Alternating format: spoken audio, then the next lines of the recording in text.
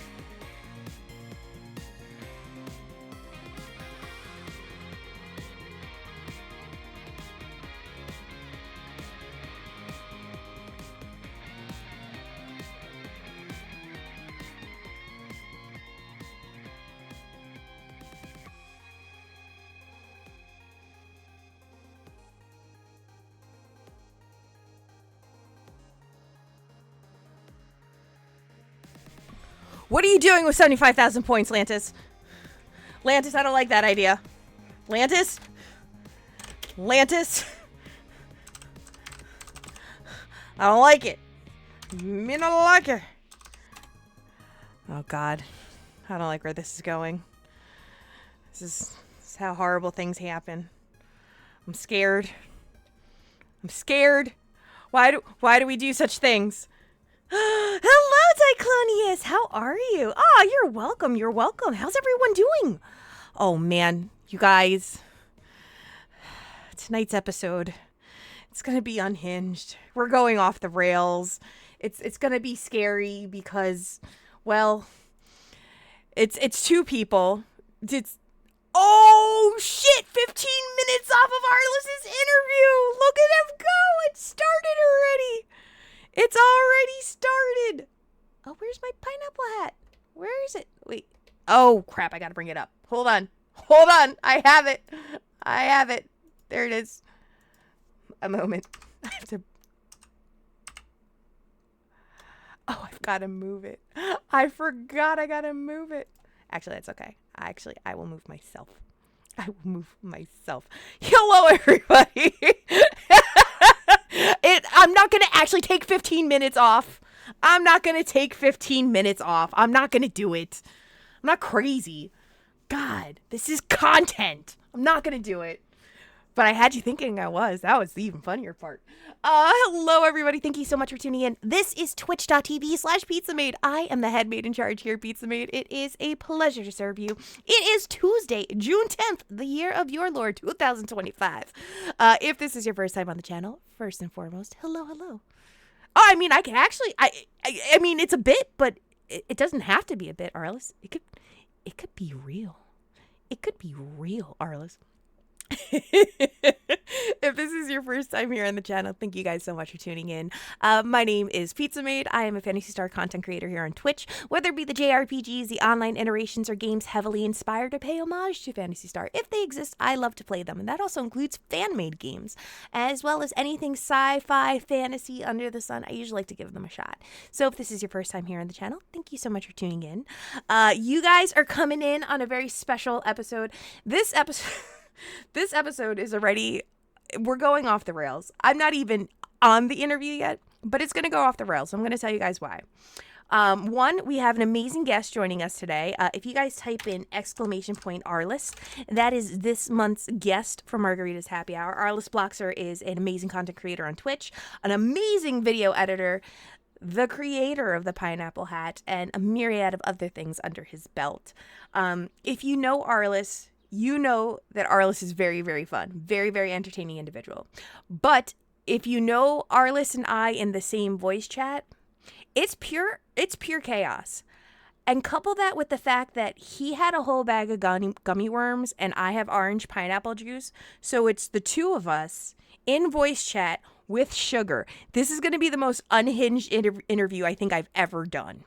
It's likely going to be the most unhinged interview I've ever done. And that's because, well, he did it. It's his fault. He did the thing. Oh no. Whoops. That's not supposed to be up. Moment. Let's move that. Okay. So I see Arlis is there, but I have to call Arlis first. I know, double pizza, right? Double rainbow. Only happens. Listen, I'm a professional streamer here. But it looks like we're good here. The pineapple hat here is also a little off kilter, but that's because I am currently doing a thing with another model. The hat's here too. Pizza. That's right. It's like Little Caesars. Pizza. But I have to call Arlis. But what I want to do first and foremost, before we do this, is I wanted to make sure I got Arlis here. So I want to make sure that we have, nope. All right. I want to make sure that there's attention on, oh, there's trees. God, trees. All right. I think this is it. I think this is the spot. So we're going to use that.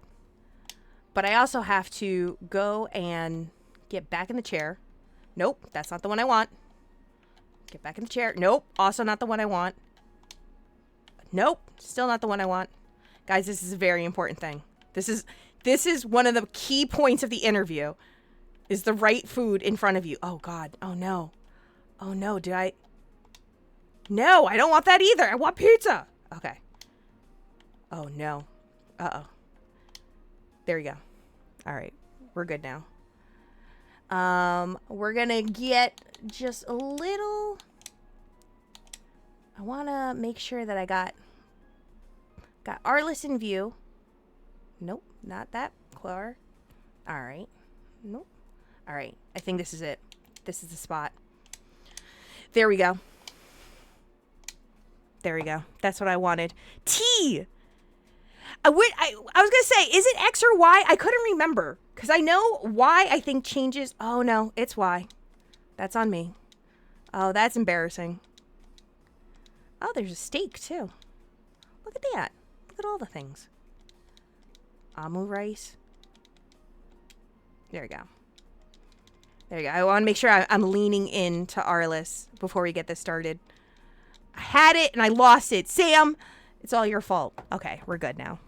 So what I'm going to do is I'm going to really quickly just tab out and I'm going to call into my dear friend where we're going to have an unhinged phone call. Hello? Hello? Am I in the air? Arlis, is that you? Hello?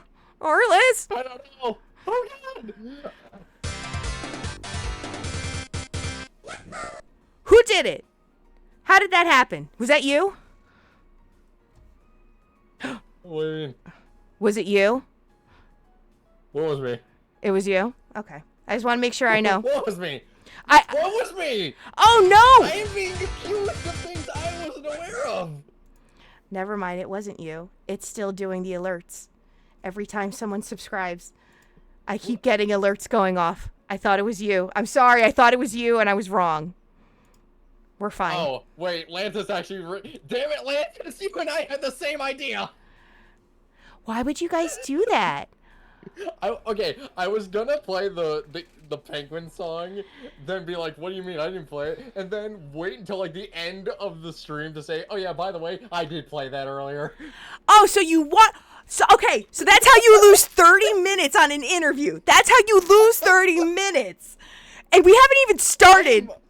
I am being bullied. Are I you? can't believe I come into your house. Uh-huh. This is how you treat me.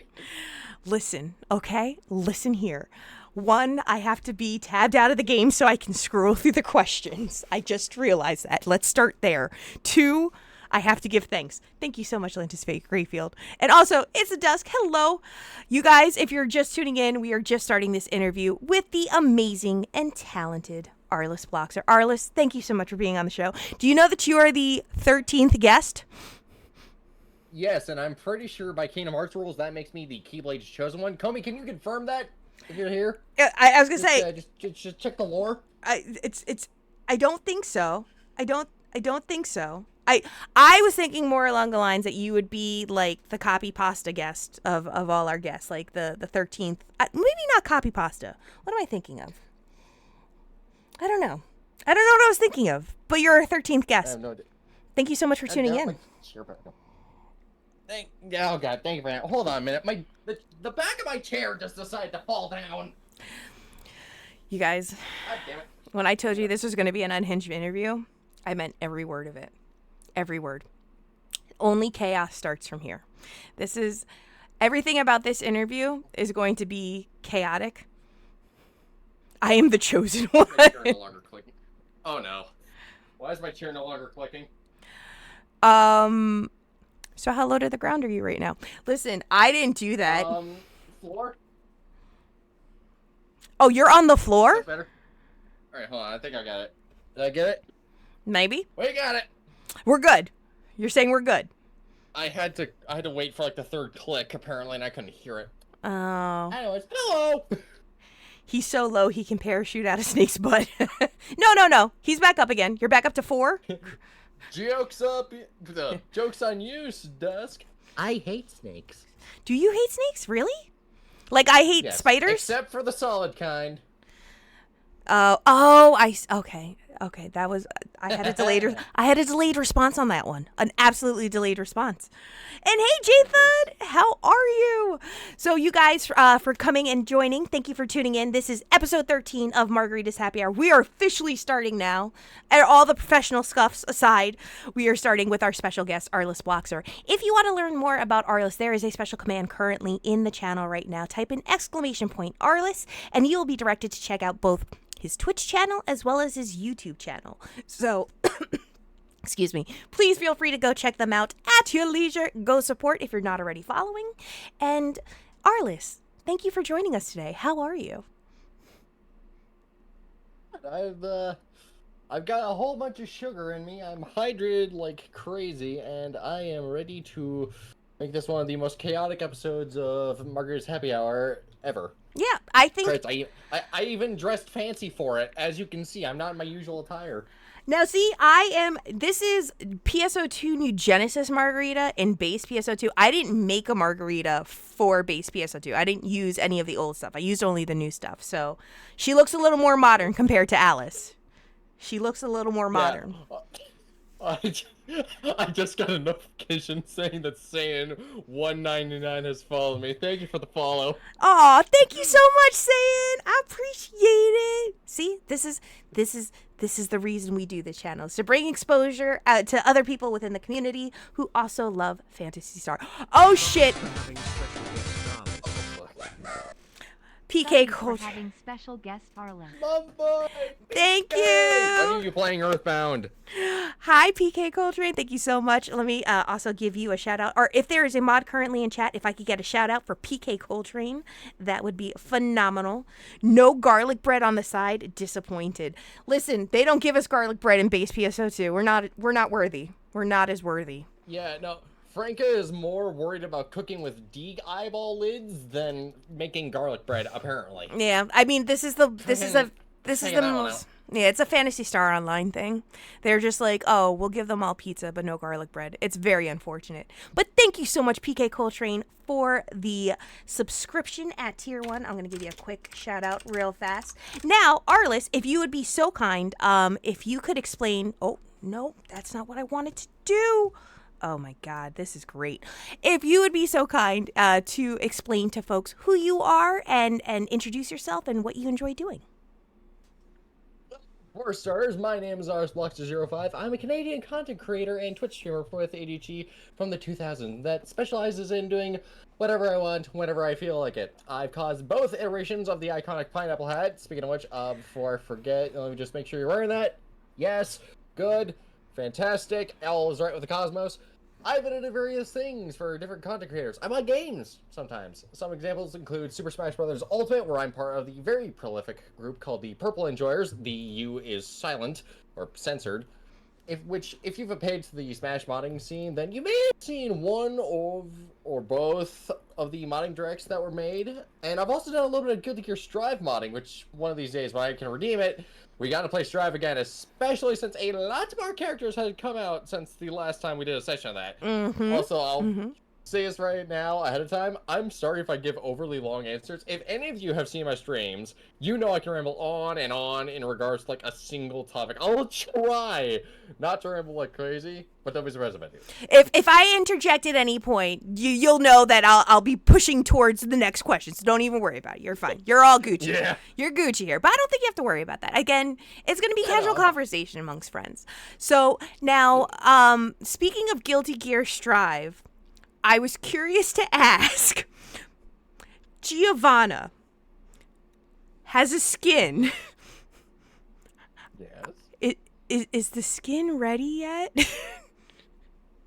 Pizza, it's been ready. I've just been waiting for someone to redeem Strive so I can be like, okay, now I can send it to Pizza. Oh my gosh, I didn't know that's what you were waiting on. I could have just told you, listen, I'll just play Strive. I was waiting on you, girl. I was waiting on you. I was waiting on you. Oh, see, this is why we need communication, Arlis. We need communication. We need to communicate. Here's the thing, right? I never know when people are doing their own things. It's like, should I do you know about this? Nah, it probably seemed like I'm being rude. No. They're probably busy with work or, in the shower, or, I don't know, destroying a small forest. Well, now see, I was thinking the same thing. I'm like, oh, he's probably busy editing videos and he's probably doing other things. I don't want to interrupt. I don't want to be rude. Whenever he gets back to me, he gets back to me. There's no rush on it. But we will debut that skin. They don't know. If you weren't around for the first Guilty Gear Redeem stream, you'll know what we're talking about when you see it. So, but speaking of Guilty Gears, mods, skins, everyone who's here, or maybe a majority of folks who are here, know that you are no stranger to love. I just need bestowing upon this channel an array of digital assets for the community, like hats and videos and other stuff, Yes, videos like the truth about the Zillion penguins. I was more along the lines just thinking about the amazing sub badges that we have here on the channel and the icon on the Discord server.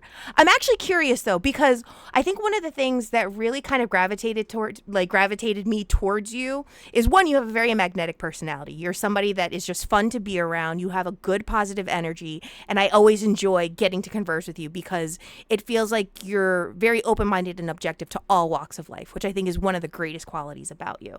Two, I think you're an extremely talented person, and it blows my mind to know all the things that you've done at a younger age. I wouldn't say such a young age. I don't think you're that young, but at a younger age, I think that you've accomplished. 25. I am no longer young. I have lived a quarter of my life. Yeah, but listen, that was a very long time ago for me. That was like a decade and change. So it's still young to me.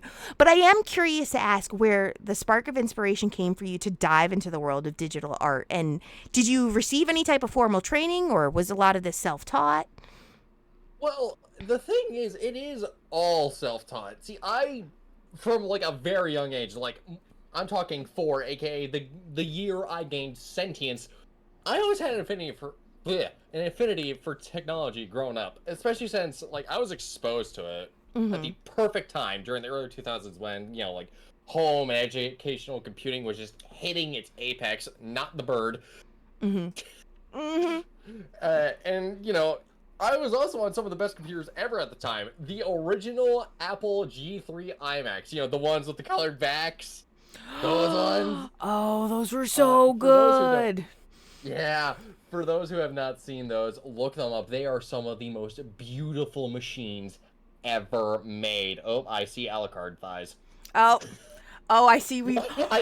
I looked over to my right and suddenly, oh, thighs. Not the first time I've had to say that, weirdly enough, but that's another story for another time. Oh, are we? I think we're getting a party. Oh, okay. What's going on here? Oh. That is Alucard, right? Please tell me that's Alucard. I don't think that is. I don't think that's Alucard. That is not Alucard. That is a rando. Oh, I don't. Well, this is weird. You know what? This is why we're just gonna. This is the most PSO2 moment of all time. Yeah, that's fine. We're just gonna go back to this. Children. You know what? It's really adding a lot of character to this episode. If not, we'll go. I swear to God, first this happens to me in VR chat, now this happens in PSO2. Do you want to go into your personal quarters? Can we go into your personal quarters? Wait, I have a better idea. What's that? First of all, follow me to the Alliance quarters really quickly. Oh. Because we're gonna do something fun. We're gonna still be in the cafe, but I'm gonna show you a little fun trick. Don't worry, folks. We'll get back to the questions in a second. No, we can keep the questions. Blow your mind. We'll ad lib this. Are you kidding me? This is where the magic happens. This is where we. There's no quest counter here. Fuck. All right, let's go to the Alliance quarters. Noticed there's no quest counter here. Hold on. Just go to the quest counter. Oh, look at this. Hold on. Okay, I'm in the Alliance quarters. Okay, I noticed. I just realized there's no quest counter in here. So hold on. We gotta head back to the gate area. Don't worry, we'll be back at the cafe in a second, people. I'm just about to blow your minds. You're gonna blow our minds? With what? With what? Well, fun fact. There's a screenshot mode in this game. Oh, is there? Yes, indeed. Oh. First of all, I know what you're talking about now. we're essentially going to be making our own private version of the cafe. Oh. Now, here's my question, Pizza. Mm-hmm. Which variant you want? Surprise me. Because we got the normal one, the cherry blossom one, the seaside one, the night. You know what? Hold on. I like cherry blossoms. Of all the times I've ever done an interview in PSO2, never once have I had somebody pole dancing. You are officially the first. And I thought they were your friends. I was like, oh, okay, they must be his friends. Yeah, I was like, see, here's the thing. I saw thighs and I'm like, oh, that's probably Alucard. Yeah, Alucard's usually always here for them, and it's just like, wait a minute. No. That's not Alucard. Alright, let's see. Screenshot Studio, Franca's Cafe, Cherry Blossom Cafe. Make the password pizza party, because that's the, you know. Yeah, we could do that. That's the usual. It's the usual. Yeah. Me and my level 3 Margarita. Yeah. Yes. There you go. Let's go in. Yes, in case you're wondering, we can still sit at the tables. I think so, yeah. We just gotta jump in the water, right? Yep. Oh, Into man. the gold. What a rager! What a rager! Look, there we go. Oh, we can sit wherever we want now. Screw this. Yeah. Let's sit wherever we want. Okay. Let's do it on the outside. Yeah, that's what I'm thinking. Let's go outside. Oh, look at this. Do we want to go into a gazebo or just go under an umbrella? Yeah, an umbrella will work. Okay. Get some greenery in the back. All right. So let's we'll sit here. Okay. All right, there we go. Now then, where was I? IMAX. Right. Okay. Yeah. So with me just making stuff, it all just sort of happened through like goofing around with stuff like MS Paint, iMovie, Adobe Flash, Pivot, which for all my stick figure fans back in the days, that one's for you folks. You know, stuff like that. It's pretty much just all been like tinkering with all sorts of creative apps throughout my entire life and just seeing what sticks. Mm-hmm. You know, it's like science. You throw it at the wall. If it doesn't explode, that's success. And if it does explode, Reopen the program. Well, now thinking about like in a sense of like higher education, you know how after if you or even if when you're in high school and whatnot, you have this like kind of concentration and focus on something, and it seems like you are very much a jack of all trades and master of a couple of them too. Do you feel yourself leaning towards a specific concentration, or there's something that you can always keep doing and doing and doing and never get sick of? Like it is your passion, it is your labor of love. It's not just really one whole thing. Like you said, it is just like me being a jack of all trades and just making sure I keep that up. Because, like, for me, with someone who's got, like, my functioning autism, which I'm not afraid to admit that. Don't worry, I've embraced that. Thing makes me cooler. That sort of just, like, makes me keep going. Like, okay, I've seen this. How can I figure out how to do that? With all this, like, lesser stuff. Because here's the thing. When it comes to, like, doing things with, like, less, functional programs, like, for example, doing a green screen in something like Adobe Premiere, but you've only got, like, friggin', I don't know, just throwing this off the top of my head, Camtasia Studio, another editing software, you can do that. Sure, it's gonna look like crap, but it's gonna look, at least, presentable somehow. I'm curious though, like, do you feel that like your artistic direction, like it's been spurned upon by maybe people you've met along the way, or do you have like artistic family members or anything like that? Oh, definitely by like people I have, met and watched along the way. Because like, for me, one example of editing inspiration that I have recently is Franca Studios, who, for those of you who have not seen him, he specializes in, like, taking a lot of, strange and abstract devices and, like, just running things they shouldn't have been running. Like, for example, a Chinese translator pen running Minecraft. That is a real thing that happened. I think it is hilarious. Someone tried to reinvent the wheel, and they did. It's just, it's a square wheel as opposed to a round wheel. They tried to reinvent the wheel and just give it a couple more polygons. But again, it's thinking outside of the box, and it seems like that's where. And I think Lantis even said it really well too. Is you're like the digital MacGyver.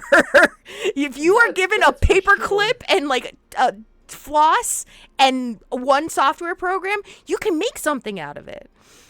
Yeah, like, and that. But can I play Doom?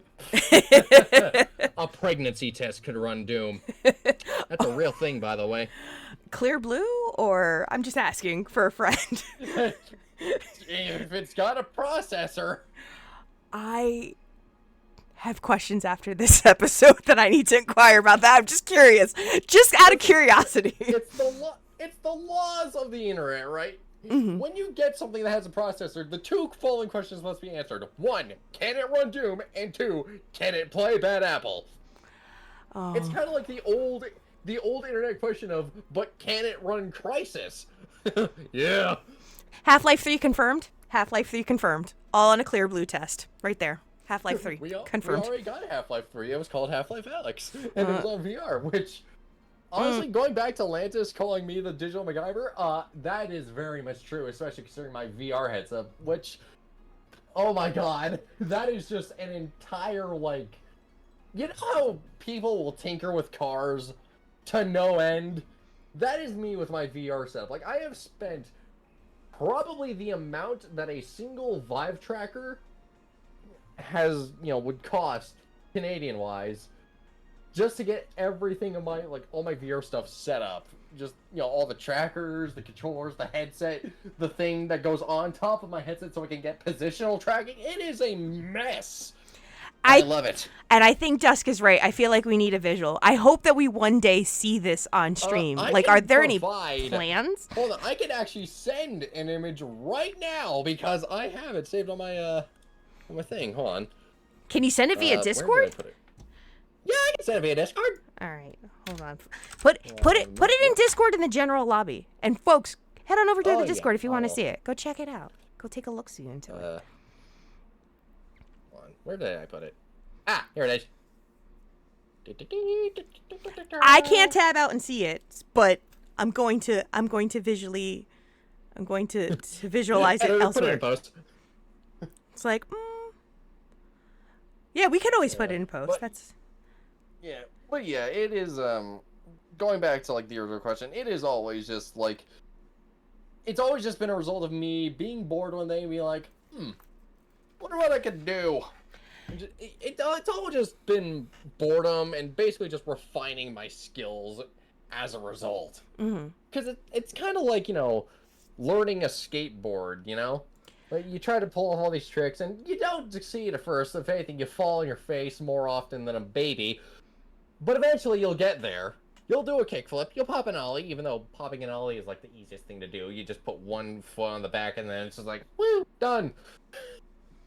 I mean, I'm curious as to where it goes from here, because it seems like there's and please tell me if I'm wrong, but it seems like there's so many ideas that you have, and I try to understand like the flow and the direction of things, because I know that you'll talk about your VR setup and then I'll also hear about something regarding the PS2. So I'm like, which one's he working on right now? You're like a little engineer, or like a little, scientist, working in your lab, and I'm always curious as to like what direction you're going to be going into. I have had my girlfriend, my current girlfriend that is, has said like, so if you're acting like Tony Stark, does this mean I'm gonna be acting like Pepper Potts and I'm gonna have the worst goddamn side gigs ever? And I'm like, no, honey, you're not gonna be running an MLM. You're gonna be fine.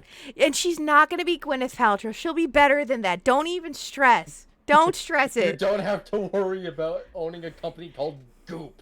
What was the goddamn thought process behind that? Okay, he had a friend named Happy. Are you really surprised? He did have a friend named Happy. His best friend was named Happy. I'm just saying, it was not a surprise. Expecting it, barely exposed wires, handmade casings, and haphazard modifications. That comes later, Dusk. Oh, don't you worry. I've got wires. I feel that if I could make some early predictions for 2026, if I may, you will have, if you don't already have, a full body VR tracking suit where it not only handles both facial recognition but full body recognition for full-time streams on Twitch in VR chat. The funny thing is, yeah, I mean, that's why it was an early prediction. It was never publicized, but that was always a thought in the back of my mind. I'm like, he's gonna do this. He's gonna do this with a bodysuit and like Dippin' Dots and hope. I know it. Here's the thing, Pizza. I'm not gonna go full Russian Badger with it with like his, source filmmaker animations, because first of all, my VR chat model is literally just my Spartan from Halo 3, and second of all, currently full body tracking is being the biggest hurdle for me because I don't have much like anything right now, especially with money, because like I tried to save my money.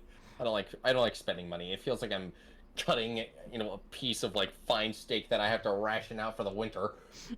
Like so far my first original plan was like, okay, I'll just use my old Xbox 360 Connect. That works, right? No, it doesn't. So I thought, okay, well, I was like, okay, whatever, I've got like Joy-Cons, I can try strapping those to my legs, see if that works. No, it doesn't. And they drift, not just in the analog stick department. That would be great for Tony Hawk Pro Skater, just drifting while in game. Just put that out there. Here's the thing, Pizza. They tried that on the Xbox 360. It did not work. Wait, was it on? No, it was on the PS3. My bad. Okay. I was gonna say, it was on the 360? Really? Yeah, no, I heard Tony Hawk and my brain went, oh, you mean like Sonic Free Riders? Listen, Christ. That new Sonic party that's coming out. Oh boy, oh boy. Oh, yeah, the new Sonic racing game with Miku. Yeah. Another glorious win for the Miku Nation on that one, by the way. I literally saw that and I was just like, somewhere in the distance, Arlis' spidey senses are tingling as I watch it. I'm like, he secretly, he felt it in the distance. Like, I could just imagine you, for whatever reason, like out in the Arctic, carrying logs to bring in to build a fire. And in the distance, almost like the voice of a bear in the woods, you're just like, Miku? is that you? And then that's how you found out. Like the one scene in God of War where Kratos is getting logs to, cremate his wife. It's like, boy, the Miku approaches. Literally, in my mind, as soon as I saw that, I was like, Arlis is secretly crying somewhere. This is making up for the whole Turok thing. Like, he's good now. Like, he's going to be okay. He's going to make this. I deadass forgot about Turok Origins. I blocked that out of my mind. I'm sorry. I'm so sorry. Okay, I really thought that was still stuck in it. I'll forget about it in like 3 hours. I know, you're just like, so what did I have for dinner today? Which gummies did I eat today? I don't know. Did I eat the weed gummy worms or the spicy gummy worms? Oh my gosh. I hope they were the spicy ones. I hope they were. They were. Don't worry. So not just 7th Dragon 2020. And Jatha's also asking, are we ever going to play Halo again one day? Oh, you're being asked questions. I don't know about that one, to be honest. Okay. So I'm not sure. So I got to jump in and start playing Halo is what you're saying here. I don't know how to play Halo, but I've never touched a single Halo game in my life. I like watching people play it, but I myself have never played it. Here's what you're going to do. If you ever want to play Halo, here's what you need to do. Play Halo 1, Halo 2, Halo 3, then Halo Reach. Ignore everything else after that because all the games that 343 did suck. I listen. I don't get. For as much as I love mech and as much as I love, even shooter games, Halo was never one that was on my radar. And I watched it, I got motion sickness, and I went, it's not my day. It's not my day. Well, to be fair, first-person games you're never going to be able to handle. Yeah. Let's just be honest.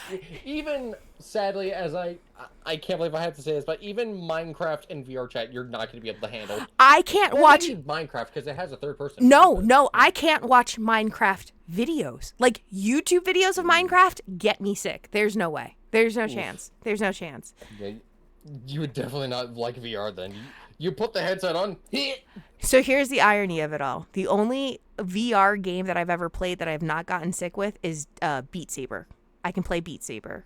And I think it's because I'm not focusing on the movement as much as I'm focusing on the music. That's the only game I can play that I don't get sick in. Everything else gets me sick. Damn, well, that's weird. Mm-hmm. Anyways, we should probably get back to your questions. Exactly. Now, this is, a Phantasy Star channel. Listen, we're always going to go on tangents. This is going to be, Yep. I said it from the beginning. This is going to be the most unhinged interview, and we're just going to chat and just shoot the shit. This is, though, a Phantasy Star channel. This is a Phantasy Star interview. I am curious to ask what your favorite iteration of Phantasy Star is, and if you have, a favorite character, a race class combo, an NPC, and why is it Kuna? Because I think Kuna is the best NPC, so why is Kuna the best NPC? Question, goddammit. Okay, well, I'd have to say, and I know this is going to sound ironic, but I'd have to say base PSO2, which... For those who know me, I have gone on record as saying it was the very first Phantasy Star game I had played back when my ex-girlfriend had convinced me to try it out. Since Spiral Knights, another game that Sega worked on and swiftly abandoned 4 months later for PSO2. I'm not kidding. That actually happened. Was basically dead in the water, and it was ironically it was the first basically MMO-esque game I had played in years because I prior to that, I had played a little bit of RuneScape and World of Warcraft, which, who hadn't? Yeah. I mean, come on. If you grew up in the 2000s, you were basically legally required to have played RuneScape and World of Warcraft at least for 24 hours minimum. Mm-hmm. There is no ifs, ands, or buts about it. You will be legally required to play that if you're a child born in the 2000s. If not, you will be dead. No. I'm kidding about that part. You'll just mostly be beaten in the streets. Oh my with a rubber chicken. No. God. Look, and now Ios is like, I can't retract my statement. I've never played either of those games. Well, were you born in the 2000s? Because, yeah, I'm sure of it. I'm sure of it. Shame. So then, Phantasy Star base PSO2 was your first MMO, which is also equally, that was my first one, was a Japanese version. Do you have an MMO, an online version that you prefer more over base PSO2? God, I'd have to say Phantasy Star 4, which, I mean, lots of people would say, yeah, that's the best one. And, I mean, considering how good it was, I'm almost surprised that there wasn't, like, a Sega CD version of it that had, like, an enhanced soundtrack, which, for those who want, like, an idea of how I think that would sound, there is an album called the Phantasy Star Sound Collection 2, which is one of, like, the best ways to listen to the Phantasy Star 4 soundtrack, or at least some of the songs, because it sounds amazing, and I have used at least one of those songs from that album in the video I did for Pizza. Again, it's called The Truth About Zillions Penguins. You can check that out on Pizza's channel after you're done. It'll be on YouTube. And I can already hear her glaring at me through the microphone. You could tell I'm shaking my head, but continue. I'm shaking my head. The fist is shaking. It's more just like, oh, I can't win. I'll never win that battle. Never, ever. So Phantasy Star 4 for you was it, though? That was the one that really kind of took you in. Yeah, and again, I really did, like as I was playing through, I was like, good lord, why is not a Sega CD game? This needs so much more content. I need more. Because, like, and here's the thing, there is more content that goes alongside Phantasy Star 4, like the drama CDs, with, for example, Steel Memories, which has an English subtitle being done by Yum Pop Lala on YouTube, aka Pizza's artist. You know, go check that out on YouTube as well afterwards, but make sure to watch Pizza's Zillion Penguin video first. You don't have to. You don't have to. It's okay. Go check out Lala. In this house and hold. Oh, listen. Lala's queen. Lala is queen. So. Yes. But yeah, it's got the best cast, some of the best final, one of the best final bosses, and of course, one of the greatest Phantasy Star waifus of all time, Demi. Seth.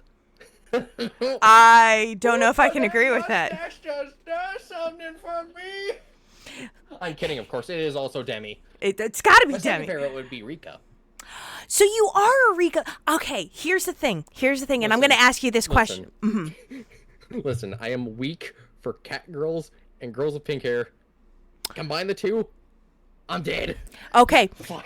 You say this, but any iteration of Alice I have ever seen has been human female, which led me to believe that you are a Romaral or a Fomaral waifu for waifu or waifu for laifu kind of person. Now to find out that you're a cat girl, possibly Newman fan, I wasn't ready for that, and I was going to ask. To be fair, most of my characters in any video game that I've played that has offered customization options, I've always just made to look like me in some semblance, because I am like one of the most default looking motherfuckers you could find out there on the internet. Like, for God's sakes, there is an entire character model in Final Fantasy Crystal Chronicles that just looks like me. Like, when I first saw it when I was a kid, I'm like, wow, that is just me with longer hair. What the hell? I guess this is it. I guess we doing me now. Listen, there's nothing wrong with that. Listen, there's a little, that means you're Ash. You make that sound like it's a bad thing. It's cool to be Ash. You're Ash, or you're Itsuki. I guess. It's not a bad thing. I suppose so, but, like, the thing is, it's like, people always assume that, like, because I chose the Hue New Earl. Sorry, it's been a while since I played PSO1. I haven't played it in a week. I know, withdrawals. Everyone thought, like, oh, you're a Newman fan then. I'm like, no, I just chose what was available to me. I just assumed that you were always, like, pro-Romaral or pro-Fomaral. Like, that was always in my mind, was either human female or human female force or human female ranger. But Huni, you're a cutie Huni. Okay. I wasn't ready for it. I see the pun. That's right. I've been cracking that joke for at least like 7 years now. So then, do you have any like hopes or expectations for what Sega announces then for Phantasy Star in the future? Do you want me to be honest? Because I'm about to make a couple people mad. Probably like 3 people. Oh. Okay, do you want to refrain and then you could just, you don't have to. I mean, I guess I'll just have to say it like this then. I don't see New Genesis making it to the end of 2027. You know what? I don't think you're wrong. Cause like nobody's really pushing the game to be better like it was back then. Like, what have we gotten in the last few years? 2 major story updates that were barely anything, and nothing but anime collabs. Mm-hmm. I'm sorry, but I think they need to get Yoshi P on this game right now so he can go in and say, what the hell are you people doing? We need to start actually working. You know what? I don't think you're wrong, though. I don't think you're on wrong. That server. All ship matchmaking has been broken since launch. Like, there's barely... The story is not that, like, exciting. There really is no other way to say it. They need to, like, start getting some new staff people to work on this game, because the server's getting cobwebs. Well, it's really getting cobwebs. But now, on the opposite side of things, there is a breath of life in the PSO2 sphere. It's not true public. There is a thing. Well, not public just yet. Yeah, but there is something in the works. It's, it's in the works. Yeah, so there is a breath of fresh air. We could talk about it. It's not like this has to be a hush-hush thing. People are, like, the Clementine team is fully aware that Sega knows, and they're cool with it. Sega's like, yeah, whatever, do whatever you want with it. We're not going to do anything with this. That makes me so sad. Because it's such a great game. I am very excited for Starlight because, like, there's going to be so much more content that people are going to be able to access, except for the non-Sega IP collabs, which does make me sad that we're not going to be able to fight Elzelion from Monster Hunter Frontier. But we're going to get at least twice as much content that we have in Global right now, and that makes me happy. I am a little worried, though, considering that we haven't heard a whole lot from, like, the devs right now, because, you know what, though? The last big announcement was, like, what, a couple months ago? Give or take? I try to look at the cycles, though, in terms of the seasons, especially with the summer. In terms of summer season, I always assume there's going to be a lull because people are going to be traveling, vacations, things of that sort. So I'm not terribly surprised by it. Yeah, but I mean, I am very excited for it, regardless, because like now we're actually going to be able to have a better English translation for PSO2, because back when I played it, the patch was like only about 75% done, and it was going to be staying like that until, eventually they released PSO2 in North America a little too late because my computer was, how do the kids say it? Fucking dead. And is it definitely confirmed, though? Because I know that there is some back and forth on the speculation as terms of where you can play it. Is it confirmed on the handheld now? Like it's a yes. That's the thing, actually. I'm also a little confused on that because like I saw they're getting Vita support done, and I'm like, oh, that's cool. But then 5 seconds later, I went, wait a minute, Vita didn't get the Luster update. So that makes you wonder, like, are they, like, gonna backport it somehow? Like, because that'd be a little hard to do, because I'm pretty sure most of that would have to tie into the executable file itself. No. It's like, no, are they gonna do, like, 2 separate servers? What's going on here? No, I think Vita did get the Luster update, because from the time... Oh, wait. Because, what was it, 2019, when it went off of the PS Vita servers?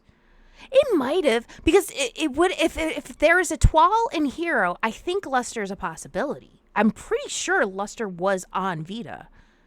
When was Luster announced? No, I'd have to ask Pop. He'd know, because he was the one that was, like, archiving a bunch of, like, footage of PSO2 on the Vita, so, afterwards I'll ask him, like, hey, are we sure Vita got the Luster update? Because this has still been a question on my mind. Like, what the fuck's going on, buddy? I'm always... Because, like, I don't know. It's one of those. I wouldn't be mad if it wasn't on there for reasons outside of their control. But if it was available and it's still not added, then I'd be like, I have questions. So Yeah, I mean, granted, like, if anyone's gonna want to play PSO2 on the Vita, regardless, remote play is right there. I mean, it's built into the system itself, so you know. Yeah, it's always a viable option. It's not physically impossible to do. It's always going to be there as an option. So now, do you think that, where do you feel like you've spent most of your time in terms of Phantasy Star? Like, where do you think that you have like sunk the most hours into? If you had like an estimate or a guess, that's perfectly fine. Also, Man, between the couple of games that I've played more than once, so between PSO2, PSO1, and I'm counting both GameCube and Blue Burst in like one banner here, so you know, doing that, and the Phantasy Star Universe saga of games, I'd have to say it'd have to be PSO2 because I've played that since, oh god, like 2017, I believe, because that's when my ex introduced it to me. oh wow, we started at the same time. That's awesome. Yeah, so like it was around near the midway to end point for episode 4, like right before episode 5 came out, and I, for some reason, like an idiot, thought, wow, this sucks, and was an absolute fool looking back on it. Like, good lord, seriously, I would just like to make a public apology right now to all episode 5 enjoyers. I didn't know how lucky y'all had for this story. Holy shit. So you started on the JP servers then? You did the Sega ID login? Yeah, I had to suffer making that Sega ID, and oh my god.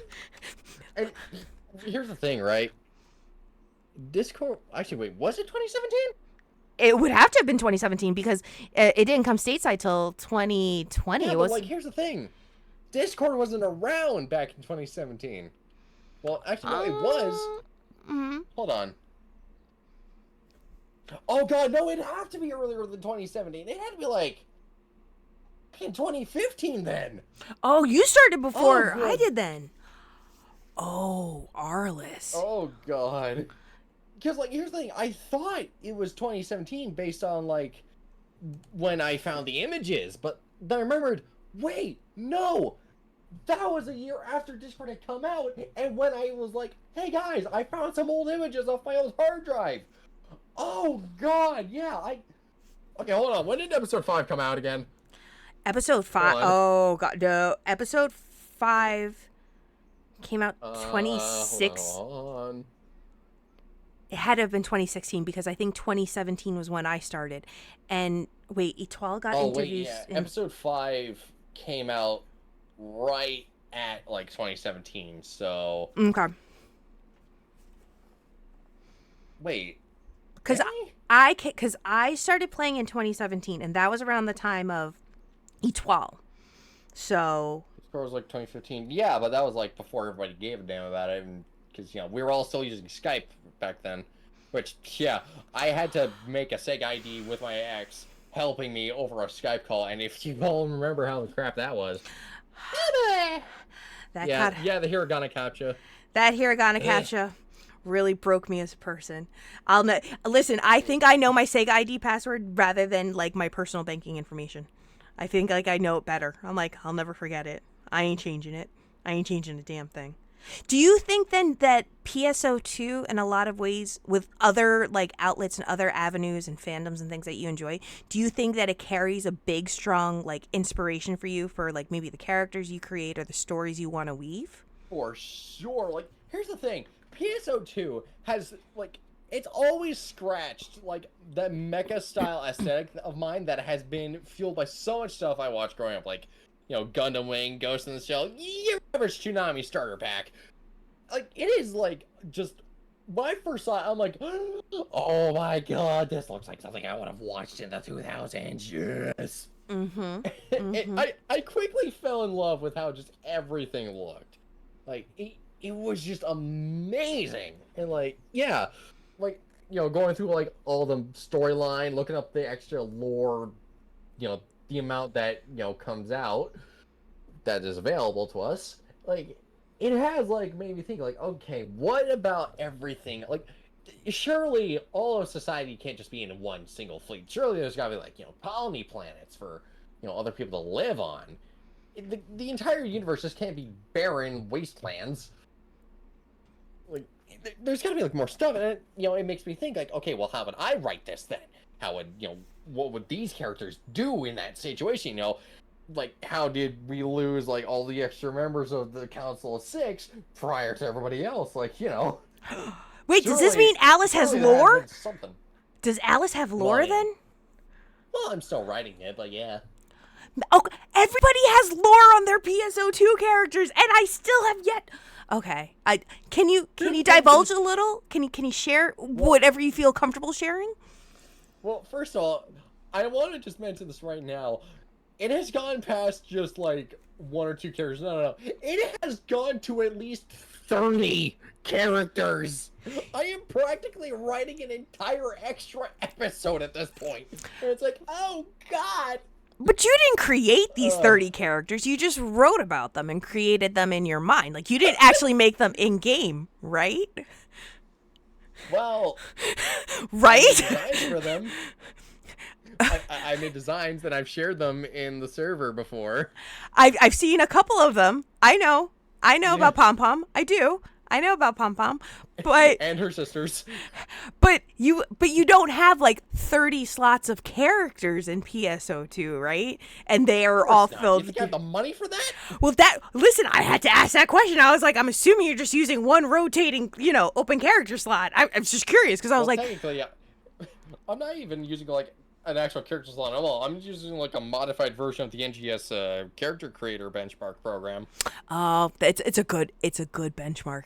It's a good benchmark. It is so lovely. Yeah, I can't be mad at that. Shame that most of the stuff is glitched, but you know, it's whatever. I started playing PSO2 JP before the end of 2013. Sega promised me North Americans could play PSO2 in 2013. So come hell or high water, I was going to play PSO2 in 2013. And girl, you were stuck in there for a while. It's like, it's all right, 2014's here. Listen, it's how we all felt about the new Final Fantasy VII. You know, we're like, it's gonna happen. It's gonna happen. And then it happened how many years later? Yeah. And you know, like, we finally got the reveal trailer for Phantasy Star Remake. I was like, yeah, it's gonna be out soon. You know, like it's gotta be out in like a year or two. 5 years later. It's listen. Swear to God, Nomura. It happens. Swear to God. It happens, and it was well worth the wait. Do you think? Okay, so Alice has lore along with 30 other characters. Will that ever? Okay, how do I want to phrase this question? Hold on, let me. Will it ever be shared publicly? Yes. Okay, that's what I wanted to know. And in what format would you do it? Like, would you go back to the days of like Machinima? Like, is that an avenue you would consider, or have you not considered it? And listen, I don't have nearly enough friends to voice act, and I do not have the time nor budget for that. So I'm just gonna be like, fuck it, fan fiction. We're doing this old school style, baby. I was gonna ask. I was like, do you not have Blender? Like, do you use Blender at all? Is it? I have Blender, but I also have less than stellar. Airflow on my computer. Okay, point taken. I'll take that. It is like a small ass thing, but I can say this about, all the stuff I've done for my like little section of PSO2, fan lore. I have gone to the point where I have literally written down like everyone's like loadout for each episode. Like, for example, 1 through 3, got some, Alva partisan weapons, stuff like that. And then it's like, okay, well, what about like, later episodes? Because, the equipment gets better over time. Okay, let's see. How about for an Emperor Action? Yeah, there you go. Get that whole thing. But that's like, okay, well, wait a minute. All that could get destroyed at the end of like episode 5 when Shiva shows up and just kicks everyone's ass. So it's like, fuck it, let's destroy some of the weapons. And then it's like, okay, well now I gotta go back to my older gear, which is slightly inferior, which makes the new enemies even stronger because I'm running shit. And it's just like, oh my god, there's so much I can do. So then let me ask you this, and this I'm going to apologize well in advance, but I have to know. Is there a most prized possession for you in base PSO2? It could be character, it could be item, but do you have a most prized possession?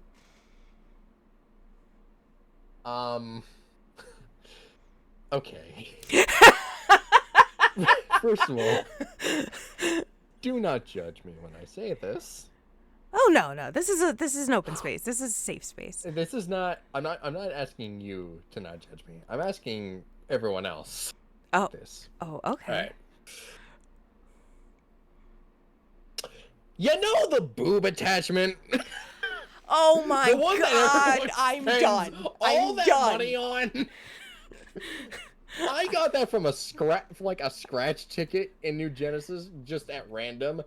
I didn't acknowledge it until like a day later when I was like going through my accessories and I'm like, why do I suddenly have boobs? Because here's the thing, right? Most of the time, people will spend upwards to like 10 to 25 cradle runs in total just getting one of those. You're not wrong. They are You're like not wrong. extremely pricey. And the fact I got it without even trying from just like a random like batch of scratches, because I think they were like doing a campaign where like, you know, you get like 100 total scratches for like a couple of days. Like, and I just did that and I got it no problem. I was just like, damn. I'm just that good. I'm watching chat, and it's just such a range of responses from bruh to Alucard being like, you lucky bastard. Don't mind me, just gonna slide some sunglasses on my face. I will say, yeah. you're not, it is a very coveted item in base PSO2. You're not wrong. You're not wrong. Yeah. Because the thing is, like, I haven't really gotten anything in base PSO that was, like, worth so much grinding. Because here's the thing, right? For starters, base PSO2 on North America, everybody's had, like, plenty of years to be like, okay, all this exists. Here's the meta. We're just going to go by that. And it's like, okay, well, that just makes sense. But with, like, back in the day, PSO2 GP... I didn't know what I was doing, because, I mean, most of that was mainly due to the fact I didn't have a proper English patch, because we didn't have, like, the whole thing done. So I was really just digging around, like, okay, how far can I get on, like, an English speaker's, you know, mental salary? It's Blessed with booba. Yeah, like I like to say this, Lantis. Big Titty Life didn't... I didn't choose the Big Titty Life. Big Titty Life chose me. So then, before we go to our ad break, I'm going to ask you one question. And I again, it's a simple yes or no answer. And you don't even have to answer it if you don't want to. But I'm looking at Arlis right now. And I'm looking at you. Are they being used as we speak? Oh, let me pull up my magnifying lens. Or, lens. Yeah. Sorry, I can speak English. I swear to God. No, they're fine. Are they currently being used? No. Oh, I'm looking at her compared to Margarita, and I'm just like, I have questions. I have thoughts. That jacket looks a little. Clearly, the people at the manufacturing plant for the casts were being very sensible today. I'm a sensible android. I don't know what to tell you, people. I don't know what to tell you. Oh, the thing is, like, I could, if I wanted to use the attachment, I'd just switch to my NGS look. You know, like the black and red outfit instead of like the, you know, the normal red one. Oh, I have seen the big notice. boob. I have seen it. You know what? That's right. You've seen it before. Yeah. I'm respectfully, I would motorboat it. Yes, you're not wrong. You're not wrong. It was a good look on that specific. Listen, that outfit makes it worth it. The outfit makes it worth it, and I say this with great respect. I say this respectfully because I respect you as an individual. Yeah. But your character, yeah, I would. Oh yeah, I would totally would. Ma'am, with all due respect, Yes. And with that, guys, we're going to take just a quick 3-minute ad break. At this time, if you guys need to get up, stretch, grab something to eat, grab something to drink, please feel free to. It's only going to be 3 minutes. If you... As well. Yeah. Don't forget to take your meds. Yep, medication if you have to. Anybody that is a subscriber of the channel or a member of the Penguin Crew, first and foremost, we salute you. You guys will get to continue to enjoy it with ad-free viewing. As well, if you hear this VOD on the YouTube channel, you will hear all of our antics for the next 3 minutes. But we're not going to go anywhere. I got some interesting fan-submitted questions, and I have thoughts about some of these questions. I'd like to ask some of these questions. And I don't know how I'm going to do it, but I'm going to ask these questions. I don't know if I'm going to rapid fire it or just, one at a time and we enjoy. But just take this moment to spend the next 3 minutes. We will be right back.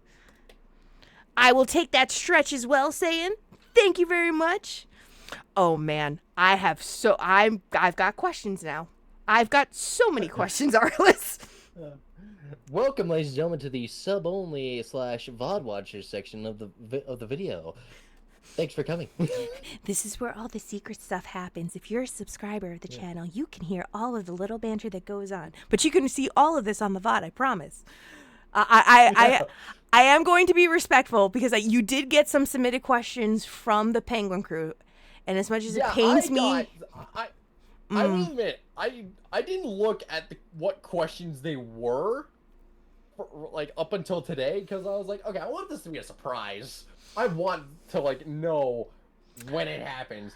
But, when, it finally came, time for the interview, I was like, okay, let me just look at the questions now, because, it's not going to matter now. I'm going to answer them, in an hour.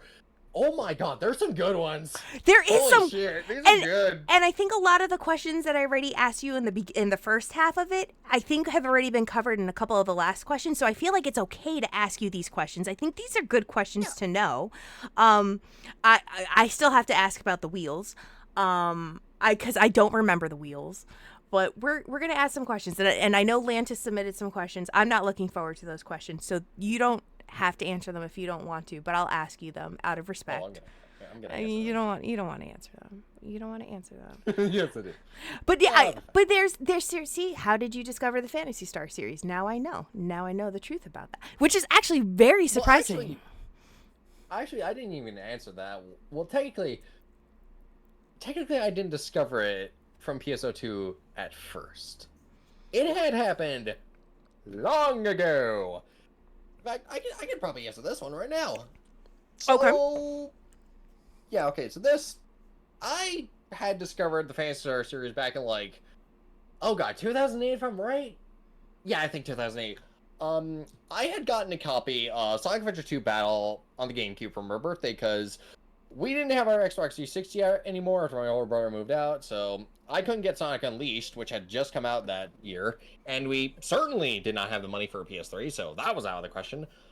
And this was still around the time that GameStop was still selling previous gen games, so they were still, playing GC and PS2 games you could buy back then. But aside from that, back on the topic, like any kid who had just been in the game during, the 2000s, I was looking around on GameFAQs, shouts to them, for, any possible cheats and extra unlockable goodies that, there might be. Because, games back then, they always had little goodies that you could find by, cheat codes or whatnot. And I had briefly seen something about a Tails Chow, which got my interests peaked, because I was a big fan of the Chowers mechanics. Oh, Lantis, thank you for the crisscross applesauce redeem. I also was... Were you crisscross too? Crisscross applesauce. No! I thought it was just me. Okay. I feel better. I feel better now. Oh, ad break's finished. Welcome back. You just caught us in the middle of a question of how I discovered the Phantasy Star series, but don't worry. You'll figure out at the start at the VOD. Anyways, so I was a big fan of the Chowers mechanics in, Sonic Adventure 2 Battle, and I was also into, very big into, V-Pet stuff back in the day, like Tamagotchis and, Digimon stuff. And the Chow Garden was just scratching that itch. And, I read the entry on how to, get the the Tails Chow into the garden. And it mentioned needing a copy of Phantasy Star Online, which made me go, game I don't own. Never mind. And just moved on, which is Oh. stupid of me to do because since it utilized the GameCube to GBA mechanic that I love and find so awesome to this day. And it also technically utilized stop and swap from like Banjo-Kazooie, but that's like a different gimmick for someone else to explain. Whatever. Anyways, fast forward to whenever episode 4 was happening in real time for the servers. I don't remember at this point. And, I was talking to my ex, and she was like, hey, since Spiral Knights isn't being played anymore by the general populace, want to play PSO2? I'm like, okay, fine, let's do that. I mean, and she told me, like, hey, that game can run a potato, and my laptop that I was using at the time had a defective AMD Radeon GPU chip, and installing the drivers made it worse. So, when she told me that, I was like, wait a minute, Phantasy Star. Why do I remember that? So I was like, okay, well, I suddenly remember hearing something about a Phantasy Star game. Might as well play that. And, so I install it, I set everything up, I get my DualShock 4 connected, which that was given to me by my friend Konyu Kozaki, and thank you again. I know he's probably not even watching this, but again, I have to just say thank you to him, because that was one of the best birthday gifts ever. Aww. So I connected it up, and we were doing the, oh god, was it like the freaking Rock Bear boss from Nefarious?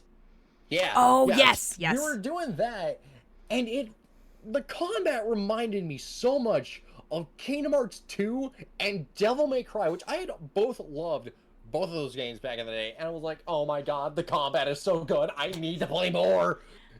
And then you just got sucked in. Awesome. Yeah, I genuinely fell in love with the game from that day on, and like I have implied, I didn't know what I was doing half the time, because the English patch wasn't as complete as it was now, thanks to the localization filling in the gaps, and, all the hard work that, the team did for the original English patch.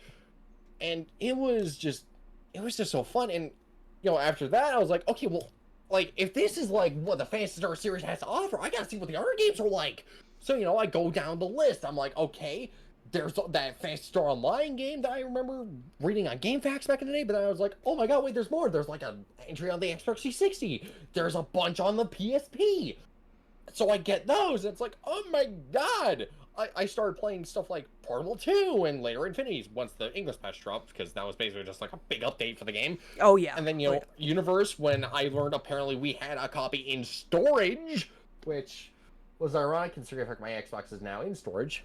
Hilarious. Aww. And then, of course, lastly, which ironically was the last one, I started playing Phantasy Star Online 1, which is mainly where I really started to get attached to the series, because that's where I met a lot of cool people, like, PK, Kayak, Apex, Seth, and eventually you by proxy. Ta-da! So, just a couple of fine fellows to name. So then, so you actually met PK through, I'm assuming, the GC servers, correct? And how did that relationship kind of interact and intertwine? So, okay, this is a part that nobody knows about our friendship. Oh, because here's the thing, and I'm going to admit this right now. PK, if you're watching this, I'm so sorry that you have to find out like this. Oh, no. Oh, wait, is this going to break hearts? It might annoy some people. Okay. So, this goes back to when the program that people were using to play GameCube games on the Wii got a update that introduced a, like, very incomplete version of the broadband adapter, like, emulation function for that program. Mm-hmm. So, people were getting that working, and I also have to say really quickly, thank you to Shank Mods for getting the developer of that program to get off his ass and, like, actually code it in. Holy crap, $500 was worth it, indeed. And, I was, like, one of the few people that got, like, approached to be like, well, actually not approached, just, like, I was one of the few people to offer, like, hey, I can help test this out right now. So, I was doing that, and I didn't know it at the time, but also PK was offering to help out as well. I didn't see that. So I was goofing around on the on Shitserve for the first time. I was like, oh my god, I'm playing a console game online, and it's not the PS3. And I was like, okay, well, there's gotta be some people I can join up with, and play with. So I'm like, okay, well, let me look on Twitch really quick, see if anyone's watching. And I'm like, okay, there's this guy, PK Coltrane. And I have to admit, right now, I kind of stream sniped him. Oh. That is one of the few things that Twitch people absolutely hate. And I was like, fuck it, might as well just see where he goes and I can go from there.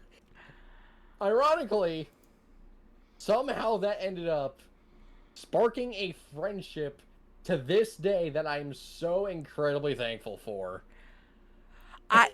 Because... Oh, hold on.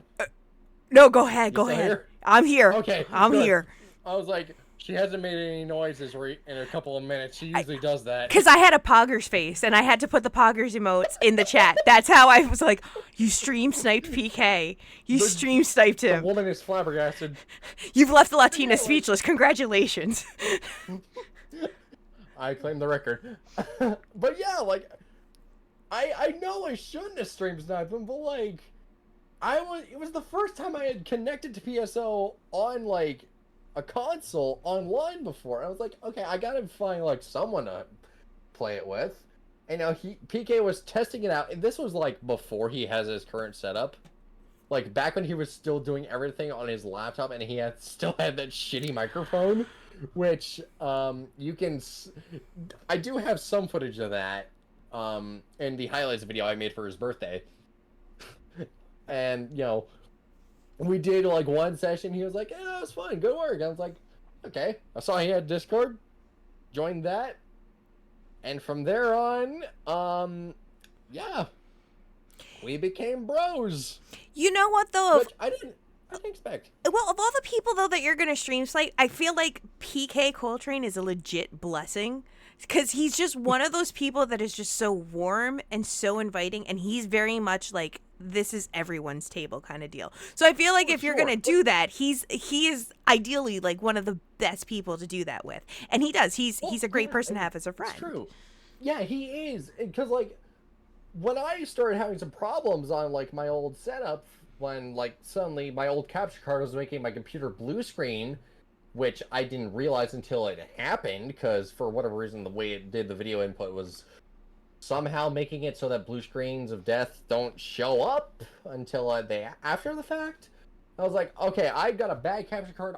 I don't know if I'm ever going to be able to play PSO for a while. And PK was like, I can buy you a new capture card. I'm like, you son of a bitch. I'm in. And then I fell in love with him. Here's the thing. He didn't have to do that. But he did, because he is just that nice a person.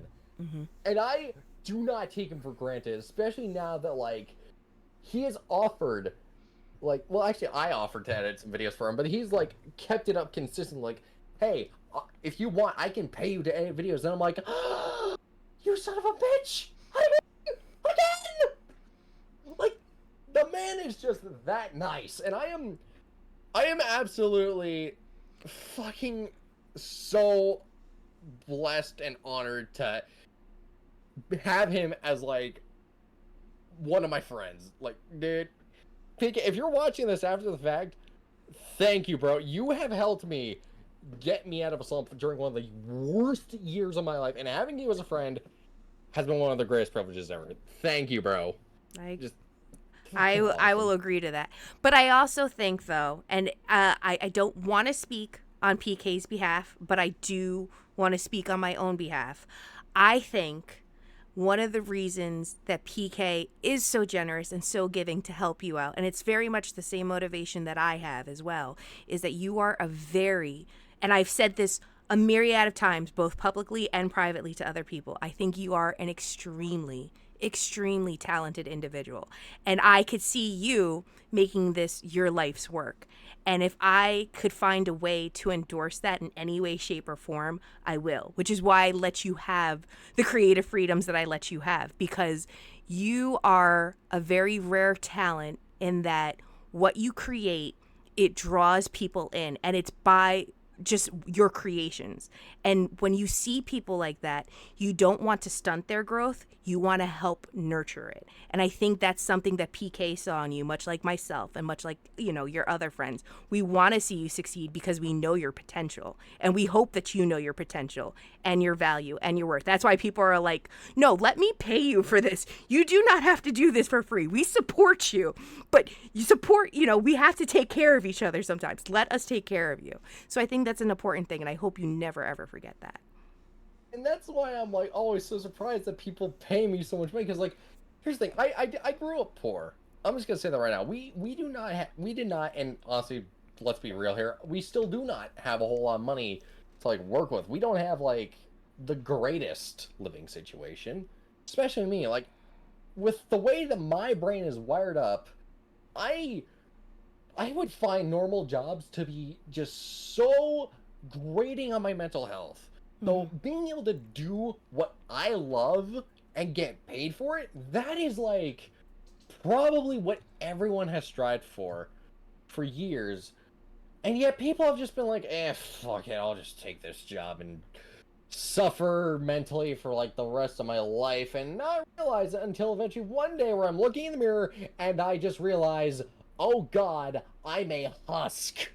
Meanwhile, I'm just looking in the mirror and I'm like, damn, I gotta sleep better. But I think that definitely speaks testament to who you are as a person, and even more so as a friend. So, I always worry that I don't ever say it enough, because I know I'm the type of person that gets very uncomfortable when people say nice things to me, and it's not because it's a bad thing to do. It's just I don't know how to respond to it. I come from a very thick-skinned family, and I'm like, what? Most people aren't used to compliments. Like, nobody wants to be honest about themselves and like be honest about other people. We just want to be like, no, must be jaded, must be cynical. Well, also people think I'm cool. Well, the thing is like, I'm like, behind closed doors with certain people, I can be very sappy and very emotional. And I make it a point, especially to my friends that may not physically be in front of me, but, electronically, like you and myself. I always want to make sure that I'm conveying those. Fangirl over some of your friends. Like, Wait, hold on. Clarify. Let me clarify. It wasn't PK, it was Hellscream. PK, great homie, like one of the greatest OGs. It's Hellscream I fangirled over. Let's not make mistakes here. If we're gonna call a spade, it was always Hellscream. PK, he was always a hermano, but it was Hellscream that I fangirl over. Yeah, girl, I think you're calling a spade a shovel. Now, listen, PK will always be a bro. He will always be a bro, always be a homie. It was just his character that I watched all those videos for. I'm sorry, PK. Nothing personal against you. You're an awesome dude. Damn. It's your character that was larger than life for me. I'm so sorry. Don't be mad. You're still my BFF. Don't worry. But now here's... oh, man. I'm going to ask this question now so I can get it out of the way. Okay. Arlis, it's time. Yeah. As the creator of the pineapple hats that the chat all knows and loves for Pizza Made Mark 1 and Mark 2, what were your inspiration behind each of those designs? For the Mark 1 hat, it was just more of a screw it, I need to make the pineapple on pizza joke work kind of deal. But for the Mark 2 hat, I actually went all in on making it match your design, like down to the colors, the badges, and a fresher looking pineapple. I was like, okay, what do we got? I need like all these pineapples, all these hats, and like different angles. Which ones match up, and how can I make these look good? And it was like, man, I'm really putting more thought into this than I should be. But you know what? We're here now, so fuck it, we ball. Okay, so then I have to ask this follow-up question. If you can hear the excitement in my voice, it's so exciting. Chat's excited. and that's really all that matters. My happiness. Well, I'm just excited. I lost my happiness like it's somewhere. We've had glimpses. We've had glimpses of Pizza Maid Mark III. I'm so glad I haven't debuted her yet. But we have yet to behold her final form. Do you have anything in mind for Pineapple Hat Mark III, or are you going to wait for the complete model to go live to better match her aesthetics? Which, by the way, you don't have to make a Mark III Pineapple Hat. I just want to put that out there. I want to preface this from the jump. You don't have to. We're fine with 1 and 2. Well, Pizza. Oh no. You'll be very happy to know that I have not figured out anything yet. You don't have to! You don't have to! Oh, thank you. Dude, I was losing sleep. Do you know dream? I've been having dreams about that. So that's okay. Don't worry about it. You know what? You got a lot on your plate. You got videos to edit. You've got things to mod. Yeah, I don't have any videos to edit right now. PK, get on that. You know, you don't have, yeah, you know what, PK, get on that. Actually, help a sister out. Get on that, because we need to keep you busy. I need money. So then, now, if we are gonna, so that means, there you go, chat, you got your questions answered. There you go. We're done. Yes. On to the next Don't thing. worry. It'll be like a month after the model is debuted. No. When I will figure out the design. No. for That wasn't the answer. We could have stopped it. I don't have any ideas. Why did we keep going? Arlis, we could stop right there. Fine. I'll reduce the time from a month to like 2 weeks if you so insist. No, that's not what I was saying either, Arlis. Fine. I'll do a week. You know what? You've been such a gracious host. I will give you that. I'll give you that much leniency. God damn it. God damn it. I'm just going to go to the next question, and we're going to, when this gets cut from your interview, when I edit the VOD, we will reflect on this moment. Bagel. Damn, censorship. In my podcast episode, it's 1984 all over again. Listen, I watch how fast. Just watch how fast. I'd be like this. I can do timestamps. 125 to 131. Oh No. No. It's a bagel. No. It's okay. No. A la carte. Let's keep those thoughts to ourselves. No. Can we not? Wait. Chat. No. Chat. I have received a prophetic vision. Chat. Okay, on to the next question. Hold on. Pineapple on pizza bagel hat. No, we are not. Too late. No to get down. No, we don't need this. You know what? You've left me no choice. That's it. You know what? This is where... All right, I want to thank everybody so much for tuning in to tonight's episode of Margarita's Happy Hour. It was great having you here, Arlis. It's been real. It's been a great episode. Oh, God. Ow. I accidentally hit a soundboard button in my panic. I am so sorry to anyone who just got deafened. I am sorry. That's okay. Listen, we'll just raid out. Let's get ready for this Mato Rado. Let's see who's streaming right now. It's going to be great. Don't worry about it. Thank you so much for tuning, Arlis. You've been great. It's been awesome. It's been a blast having you here. Let's have you back again in like 2 years. It's been awesome. Thank you guys so much for tuning in. No, I'm just kidding. I'm not gonna do it. I'm not gonna do it. Audacity. You're the first. Audacity. You're the first person I've ever had to go back to the just chatting screen. Congratulations. Congratulations. Let's see here. Let's see.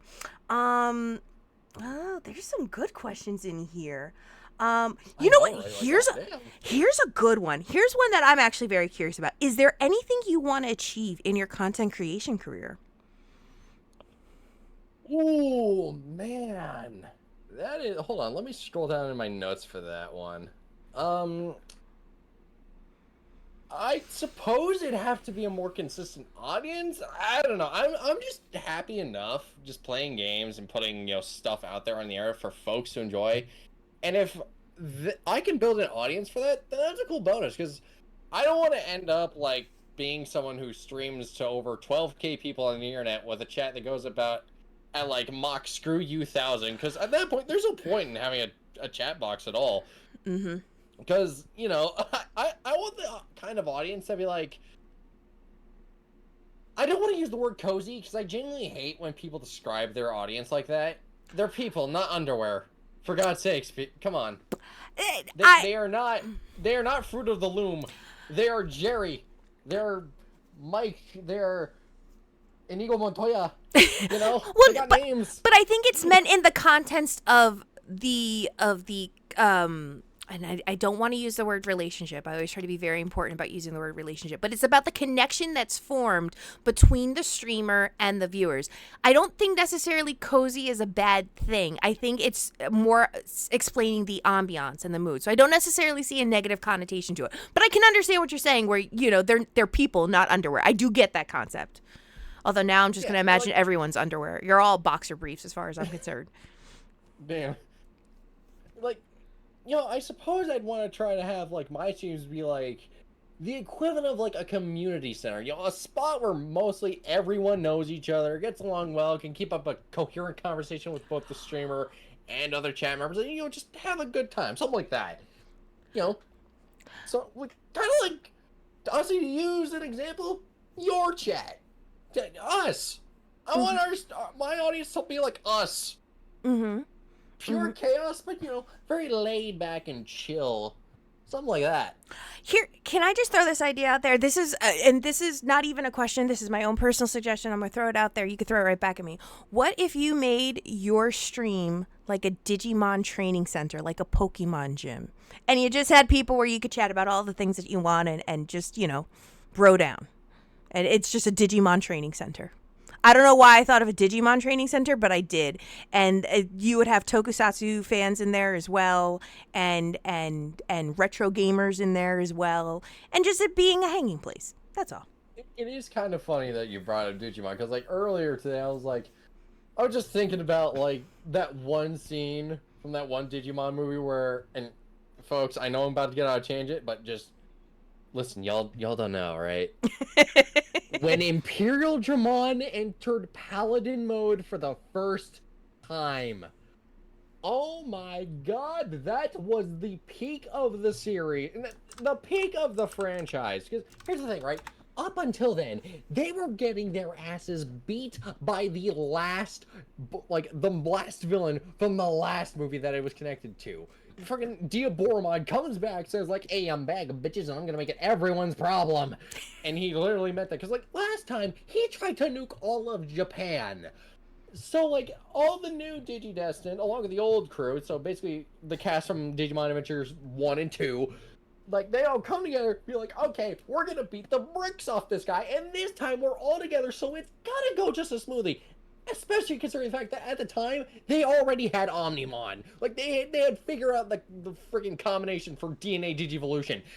So they were like, okay, we're gonna be fine. No way he's gonna have any new tricks. Oh, he had new tricks. He was able to get into the real world and advance into his mega level. And here's the thing. They were like, okay, whatever. We still have Omnimon. We're gonna kick ass. Omnimon got his shit rocked. And they was like, oh no, we are screwed. Who'd I say boned? But then they remembered, oh right, we still have Imperial Dramon, and he's just as good.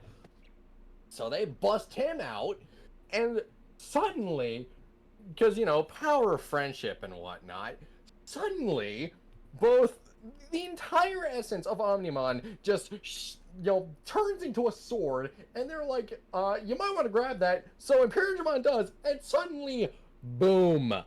Imperial Dramon Paladin mode, the combined essence of two of the strongest at the time DNA Digivolutions in one. Like, here's the thing, right?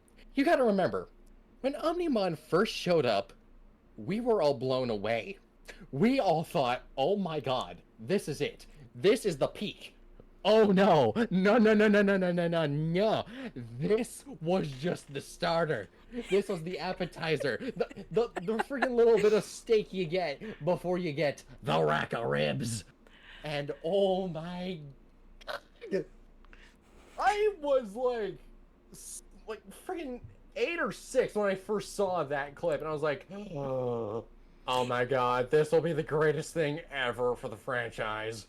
And just that scene from that movie will always stick with me, because it was like basically just I know I've said before, it was peak Digimon at the time, and there is an edit out there on YouTube that has like one of the insert themes from the Japanese soundtrack of Digimon Adventure 2 playing behind that entire scene that just enhances it so much more. Like I got chills. I got chills rewatching it. I was like, I felt like I was a kid again. It was very formative for you. Yeah, and then and then afterwards, after that whole movie, Digimon just got worse and worse and worse. Rewatching that clip years later made me realize, wow, Time Strangers is going to be the only good thing about Digimon in 2025. Did it get worse or did we grow up? There's the question. Did it truly get worse? Did it? Pizza. I'm very foreign to the Wars Digimon. nearly destroyed the franchise in both America and Japan. Hey, we always have a bad egg. That hasn't fully hatched yet. There's definitely one bad Digi-Egg, and it's fucking stink up the whole kitchen. It was a defective battery. It's fine. It's no big deal. I see chat. Bad data there. I see some chat as well. I still call him Omegamon. And Jathan saying, have you seen the video with Digimon music that had Pokemon and Digimon style? I did. I have actually seen that back in the day. That was from Nico Nico Doga. That's an old gem. The power of anima friendship. Power. Now, are you also inspired? This is actually something I don't know if I've ever asked you before, because we have similar interests in terms of some anime stuff, but I don't know about other anime stuff, or at least we have interest in Vocaloids. What anime actually inspires you? Like, what would you consider as like the formative anime for you? Well, like I implied earlier, stuff like Gundam Wing, Ghost in the Shell, Dragon Ball Z, Digimon, a bit of the Pokemon anime. Really, just if it was on Toonami, it was formative. Okay. I was a big Toonami kid growing up. We're all Toonami kids. In our hearts, we were forever Toonami kids. I don't care what anybody says. Oh yeah. Especially Digimon, because fun fact, the goggles on my avatar that people have for some reason never questioned at all, that was inspired by Digimon. Like, the main characters always having like goggles on their heads, and back when I was a kid I was like, damn, peak fashion. And it just stuck forever. No joke, the goggles, Digimon byproduct. Nothing wrong with that. There's nothing wrong with that. Gundam Wing was peak. That's for sure. Mm-hmm. I doubt that I don't think Gundam would be as big as it is now without Gundam Wing airing on Toonami. Like, that was probably one of the best anime to start watching, like, in the entirety of the West. Mm-hmm. I mean, yeah, sure, the G Gundam dub exists as well, and that's also one of the best ones. And yeah, I know it was airing back then, but like, I'm sorry, your shining finger does not hold a candle to the giant fuck you energy of Gundam Wing. Gundam. Nothing will top it. Gundam, they're okay. Wait a minute. Okay, so it can't be topped. I will agree with that. But there were strong contenders, and I'm gonna say this. No. And this isn't even Gundam related, because this is always a very highly sought out topic. But Macross and essentially Robotech played a very pivotal role in mech anime with Gundam. So I feel like all too often, and that's not to say that I prefer one over the other. They're kind of like kids. I love them both equally. But Macross was just as much a catapult for that exposure here in this side of the pond. because of both Macross, Robotech, and Gundam. That's my personal take, though. I'll admit this right now.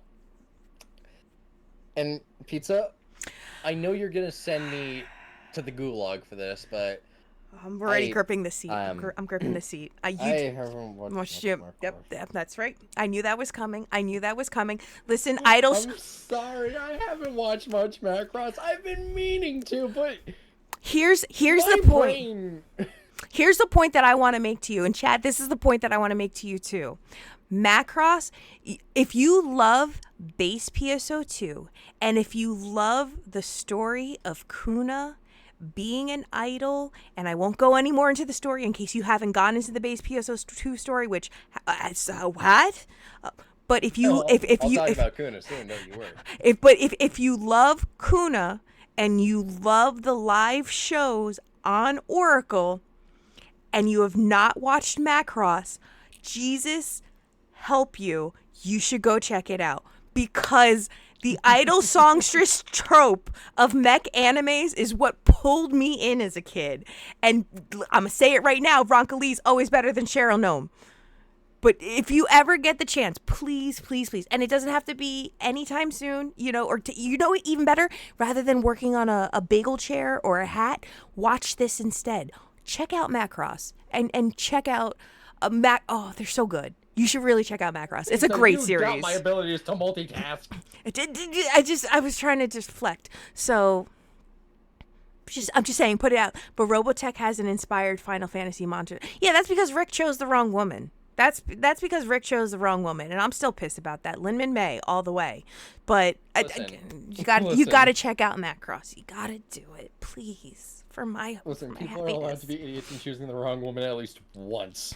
If it's more than once, then they're just really stupid. Rick Hunter. Source. Hi, I'm stupid. Oh no. Do you now? Here's a very Okay, how do I want to ask this question? Because I don't want to divulge too much into your personal life out of respect for you and for being my friend. But do you feel like a lot of the things and the interests and hobbies that you have online that you can share those with your partner as well? Like, do you feel like you guys have a lot of those common interests as well? With my current girlfriend, yes, more than the last 3. Okay. That's and you don't have to say any more than that. I was just curious because I know my dynamic with Sam is a lot of it is based on a lot of the similar interests of things that we love, like mechs and Gundams and stuff like that. Yeah, it's fine. And I appreciate the respect of wanting, to keep some privacy, because my girlfriend, she's a very private person and her stuff. Like, she has shared a bit of stuff with me because, she can trust me with that, but for most of her life she's just been, very I want to keep all this stuff in one section, and then everything else I can deal with that in public. That's whatever. That separate work from personal. Yeah. And I get that.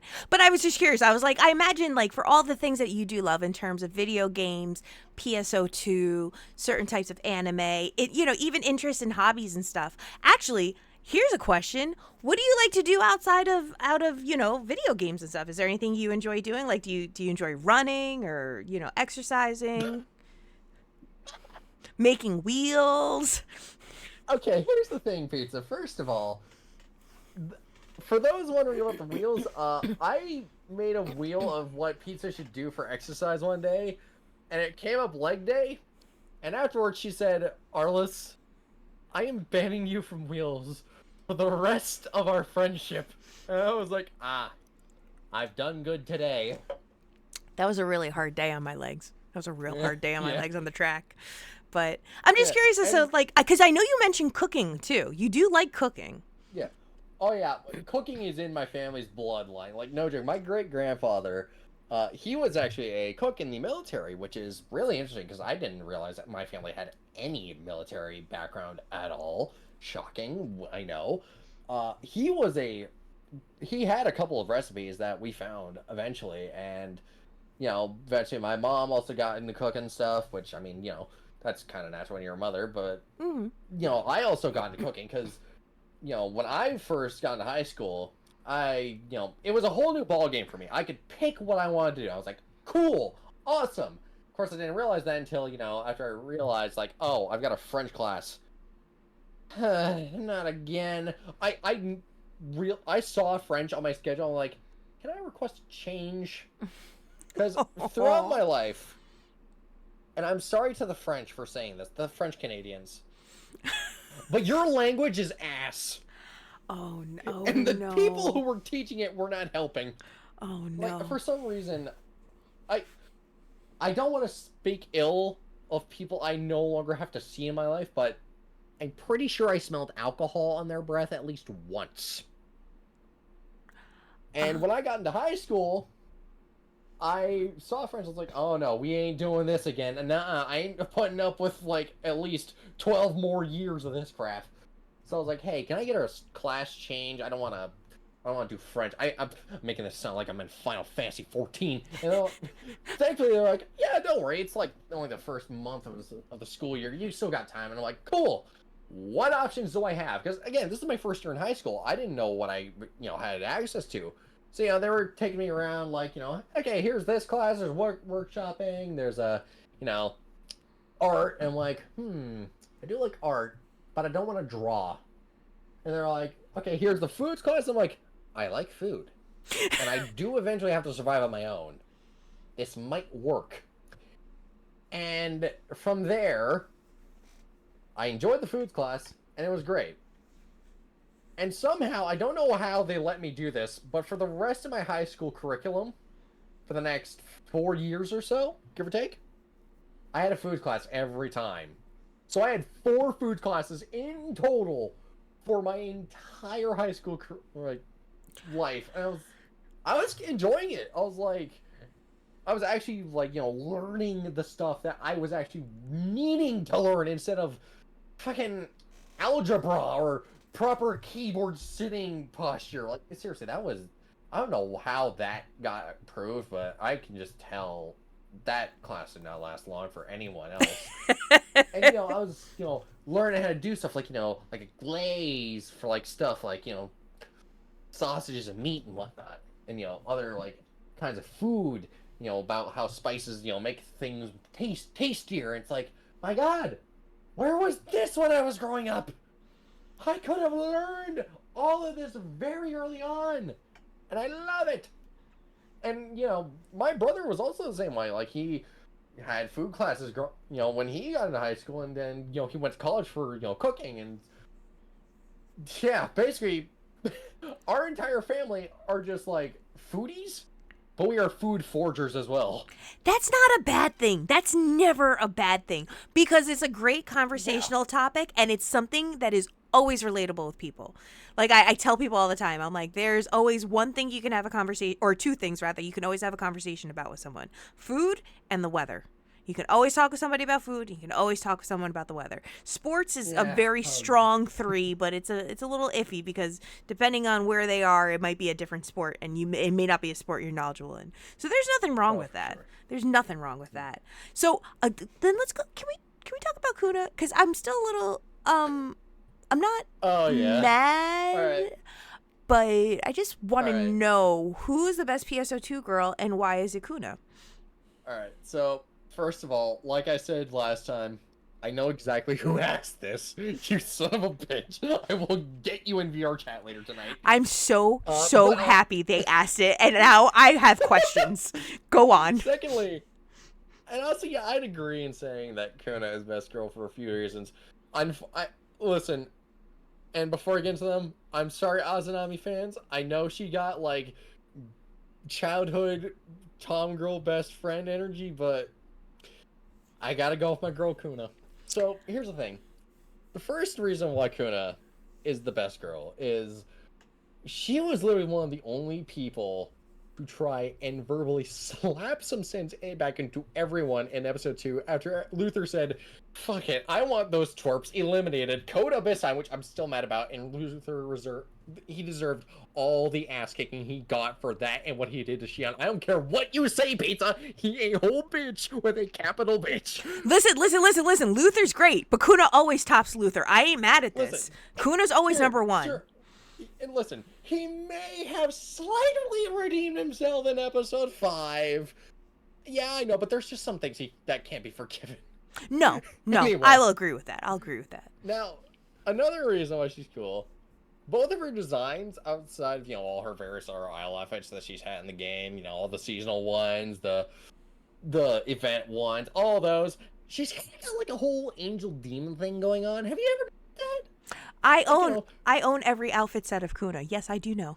You're right. Yeah, like, it is kind of cool, like, obviously with her angel self being the angel, well, her idol self being the angel, sorry, I can speak, I swear, and, her assassin self being the demon, though, I will admit, her Zelsis armor would have been a little bit better if the undersuit was either the black or blue version instead of bright fucking bionicle yellow. Yep. Like, yeah, I know she's basically invisible most of the time thanks to her cosmogenic arm that may or may not end her life early on, yet that somehow never comes into play at all during the story, even after it's brought up. Like, not even in episode 6, where she got a whole new design for, like, one quest.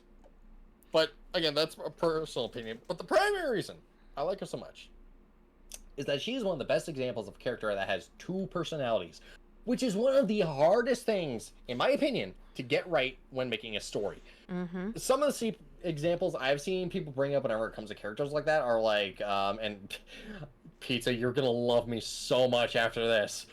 Lucy from Elfen Lied, Chi from Chobits, and Mocha from Rosario Vampire, all being pretty good examples. Though you could argue that like Lucy had 3 personalities, but that's just getting into the specifics there, people. You want to bring up Mariah Nikki then while you're at it too? If you're going to talk about multiple personalities. Yup. But yeah, I do admit, I kind of did want to see a longer scene of Kuda in her assassin persona, acting like her like normal idol stuff, because the one and only time we got to see that was, like, also the first scene we saw Hadrid, the giant quartz dragon. In my opinion, that's basically, like, the definitive version of herself. And anyone who has seen the PSO2 anime, no, not that one, the other one. Yeah, that's the one you're thinking of. Wait, are you thinking of the animated...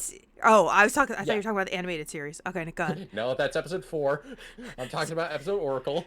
Fair. Like, anyone who has seen the anime will know that Assassin's Kuna self is essentially her real, like, visual self, like, with the blue hair. So that just compounds it further.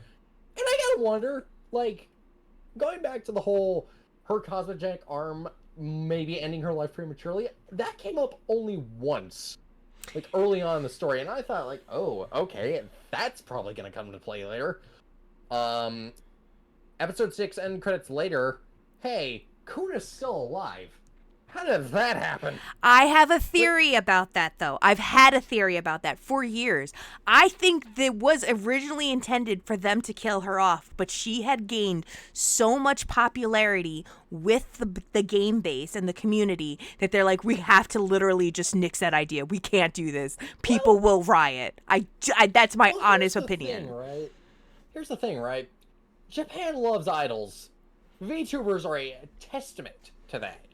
So I'm pretty sure if they killed her off, that would have made people a little mad. Just like a smidge, a teeny picogram of rage.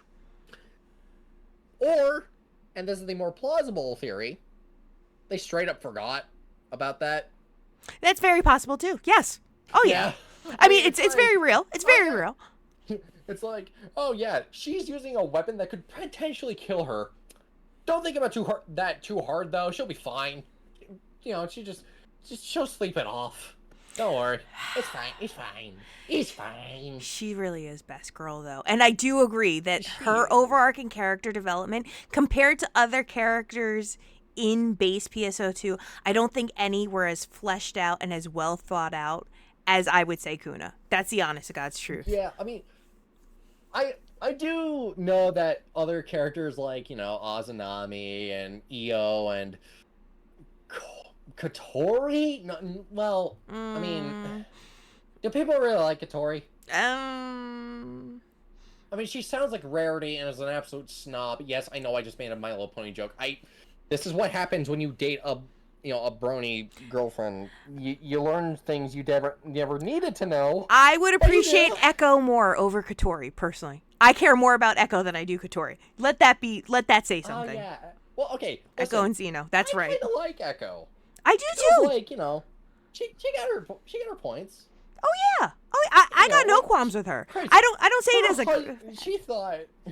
She thought her husband died, which, yeah, Mm. technically he did. But he was just like getting pummeled by everyone's favorite grandma, Maria, which I still can't believe she's related to Regius. I didn't find that out until the wiki's like, what the fuck? Wait. She's Damn. what? She's what? Maria is related to Regius. She's his sister. Yes. I did know that. I did. I thought you said she was married to him. I go, wait, what? No. Echo is married to Xena. That I knew. Okay.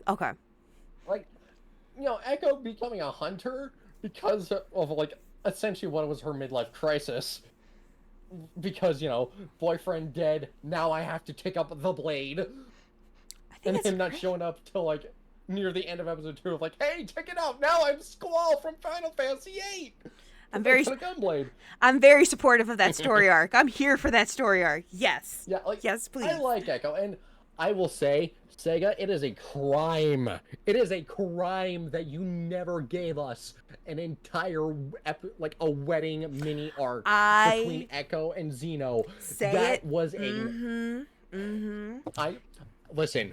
Listen, do you realize how fucking profitable in-game weddings are? They did it in World of Warcraft. They do it in Final Fantasy 14. You could have fucking done that shit. Say it louder PSO2. for the people and it would have in been the back. amazing.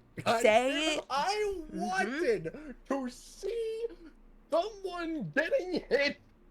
Like, could you imagine it? You got most of the supporting cast and you in there, and like I don't know, they got oh god, what's the old guy from Mother Core's name? Get him, Holt? No, that's the one who died. Oh, right. Well, That's Elder. Oh, that's yes. Oh god. You know what? I'll figure it out later at like 3 a.m. in the morning. But you're not wrong. We could have had in-game weddings PSO I want to see too. him officiated it. And here's the thing, right? It could have been awesome. Like, it would have been a cute little break from all the hopelessness and despair that we were having with the Photoners. But no, we got none of that. Which, I mean, that's like the only problem I have with episode 6. The fact we never got a wedding scene between those two. Like, come on, man. You're not wrong. I have been upset about it. Say it louder for the people in the back. Not wrong. Nope. I literally, I heard, I was like, there you go. You're spot on. And then, of course, there's, some of the other supporting cast that people would go after, like, EO, who, I don't know, I think EO's just like I don't know, I don't really have any strong inclination towards EO. She's there. She calls me boss. That's cute. It's whatever, though. She was filler/fan service for the introduction of the Dooman race. And they needed a design for fan folder. They needed a design for those plastic file fan folders. So that's what her purpose was. It was served. It is what it is. That could have been in the credits. Right? During the credits, like, come on, dude.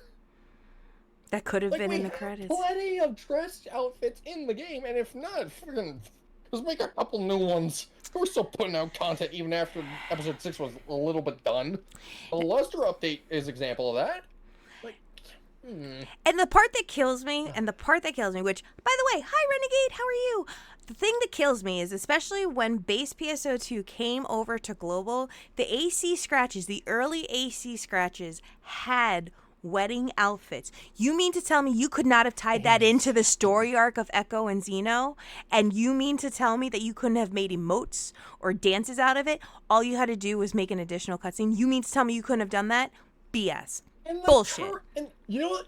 Here's the thing. The current lobby for base PSO2 right now is wedding themed. They intentionally took this away from us. They gave us they gave us crumbs is what they gave us. They gave us crumbs. absolute crumbs. They teased us. They say, "Oh, you want to see Echo and Xeno being happy? You want to have Get 'em hold behind your shoulder, like smirking, like you better goddamn treat her right, you bastard. You want that? You want that? Sorry, gunblades." Which I mean, I would have taken the Luster update either way, but I still wanted that wedding. No, you know what? They gave us frame arms. They gave us frame arms, and what was that one? We had frame arms well into episode 2 or something. I forget when that happened. The fact that I still haven't, and I will gripe about this to the end of my days, the fact that base PSO2 for global does not have the virtual on costume items, I will never not be upset about that. I am so upset about it. Actually, I think they have the mags for frame arms, girls. Well, that's it. Oh, on global? Oh yeah, for sure. Yeah, on global. Oh yeah, they have. They have both the outfits, the costumes, and the mags on global, but they never gave us the virtual on stuff from the video game on global. It's all JP only still, and I've been upset about it. Starlight cannot come sooner. It cannot come soon enough. Listen, in due time. In due time. In Dumont time. 2 months. I do play one. I do main one. I can't say anything. That was my go-to. But with that, we're getting towards the end of our interview, Arlis. Oh yeah. Actually, Pizza, I have a question for you. Oh no. Before we wrap up, would you grant me the honor of ending the episode off for you? Are you using my theme song? I mean, do you want to use the theme song? You can if you want to, or if you have a theme song, I will allow it. I mean, we might as well just use yours. Oh, okay. I can totally do that. That's not a problem. Should I say on this screen then? I will let you have this. I will give you this. Or do you want me to move to just chatting? How do you want me to do this? Well, I suppose moving into just chatting would work. Okay. Right. Well, don't worry. This is gonna be good. Wait. Before we do that, can I still take a second to say thank you though for being a guest on my show this month? Of course. This has been a long time coming, and I do want to plug you still too. That folks need to check out Arlis. If you enjoyed our banter, if you want to see a Digimon training center on his Twitch channel, please be sure to follow him on Twitch and subscribe on YouTube and go check him out. And I want to thank you for being both my dear friend as well as a very, very amazing guest. So thank you so much. You're very welcome. And you know what? In that case, folks, thank you so much, Pizza, for having me on blabbing for hours on end. And thank you all so much for watching the stream.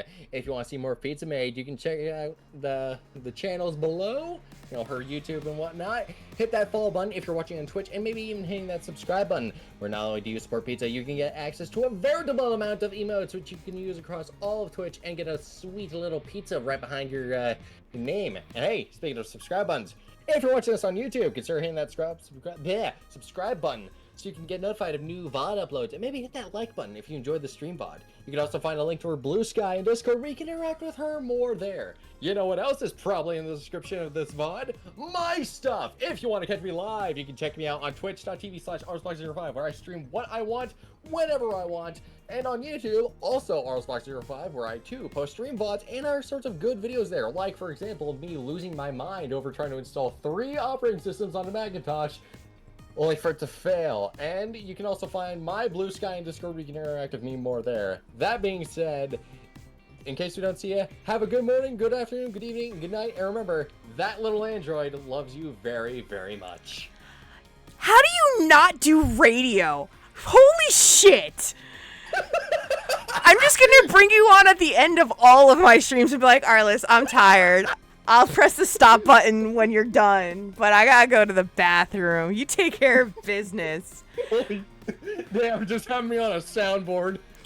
Actually, I may take you up on that. I would include it in the end of my outros. I think that'd be funny. I think it'd be hella fun. We'd make a blurb redeem.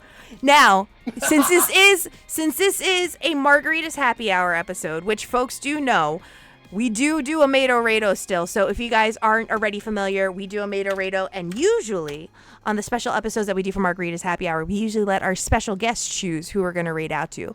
I have to ask, for this Bloxer-Rado, we got to find one that rolls off the tongue really well. But is there anybody that you would like me to send the raid on out to tonight? Well, I was thinking, you're a VTuber.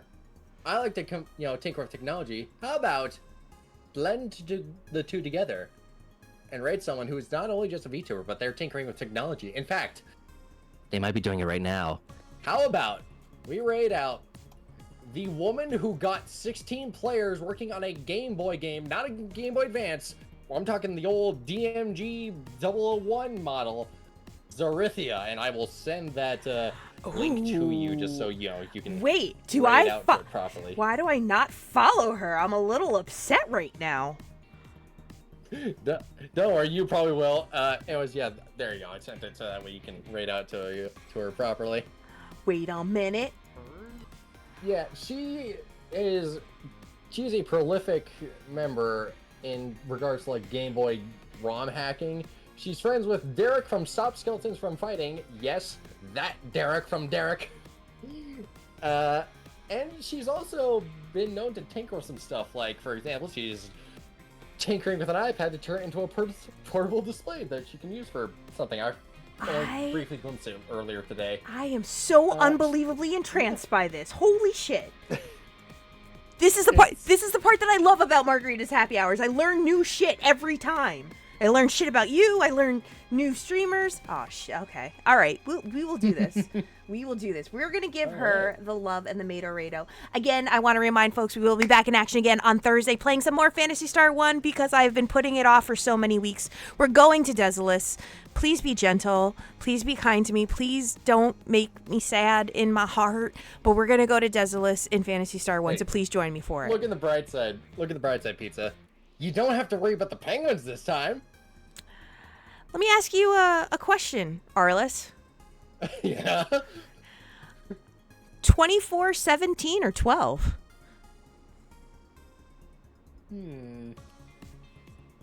Hold on, let me flip a coin real quick. Well, actually, a coin battery, but I'm going to give you a very important task. 17? 17? You sure about that? Okay, now I'm slightly a little.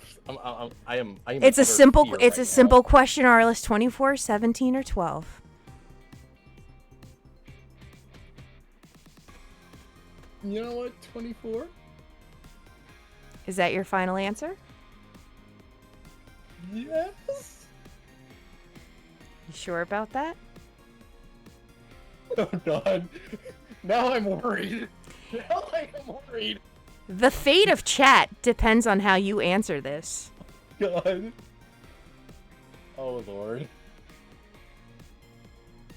See, here's the thing. You could just be pulling my leg. You might already have the punishment figured out. You're just giving me the illusion of freedom right now. No. It's a very simple question. And it doesn't matter if the pineapple hat started on my head, and I may have worn it the entire episode. Out of respect for you. For, 24, 17, or 12? Can I get a lifeline via Simodian? Nope. Fuck. But I'm gonna leave this one to you because you are my dearest Arlisbloxer. 24, 17, or 12? You know what? No, I'm gonna say 12. That's your final answer? Final answer. Very well then. Thank you guys so much for tuning in. We will be back in action again on Thursday. We're going to send this Mado-Rado on over to the lovely Zarithia. So let's go and send this on over. Make sure I got this all spelled right. I am now in utter fear. All right. So let's get this going right here.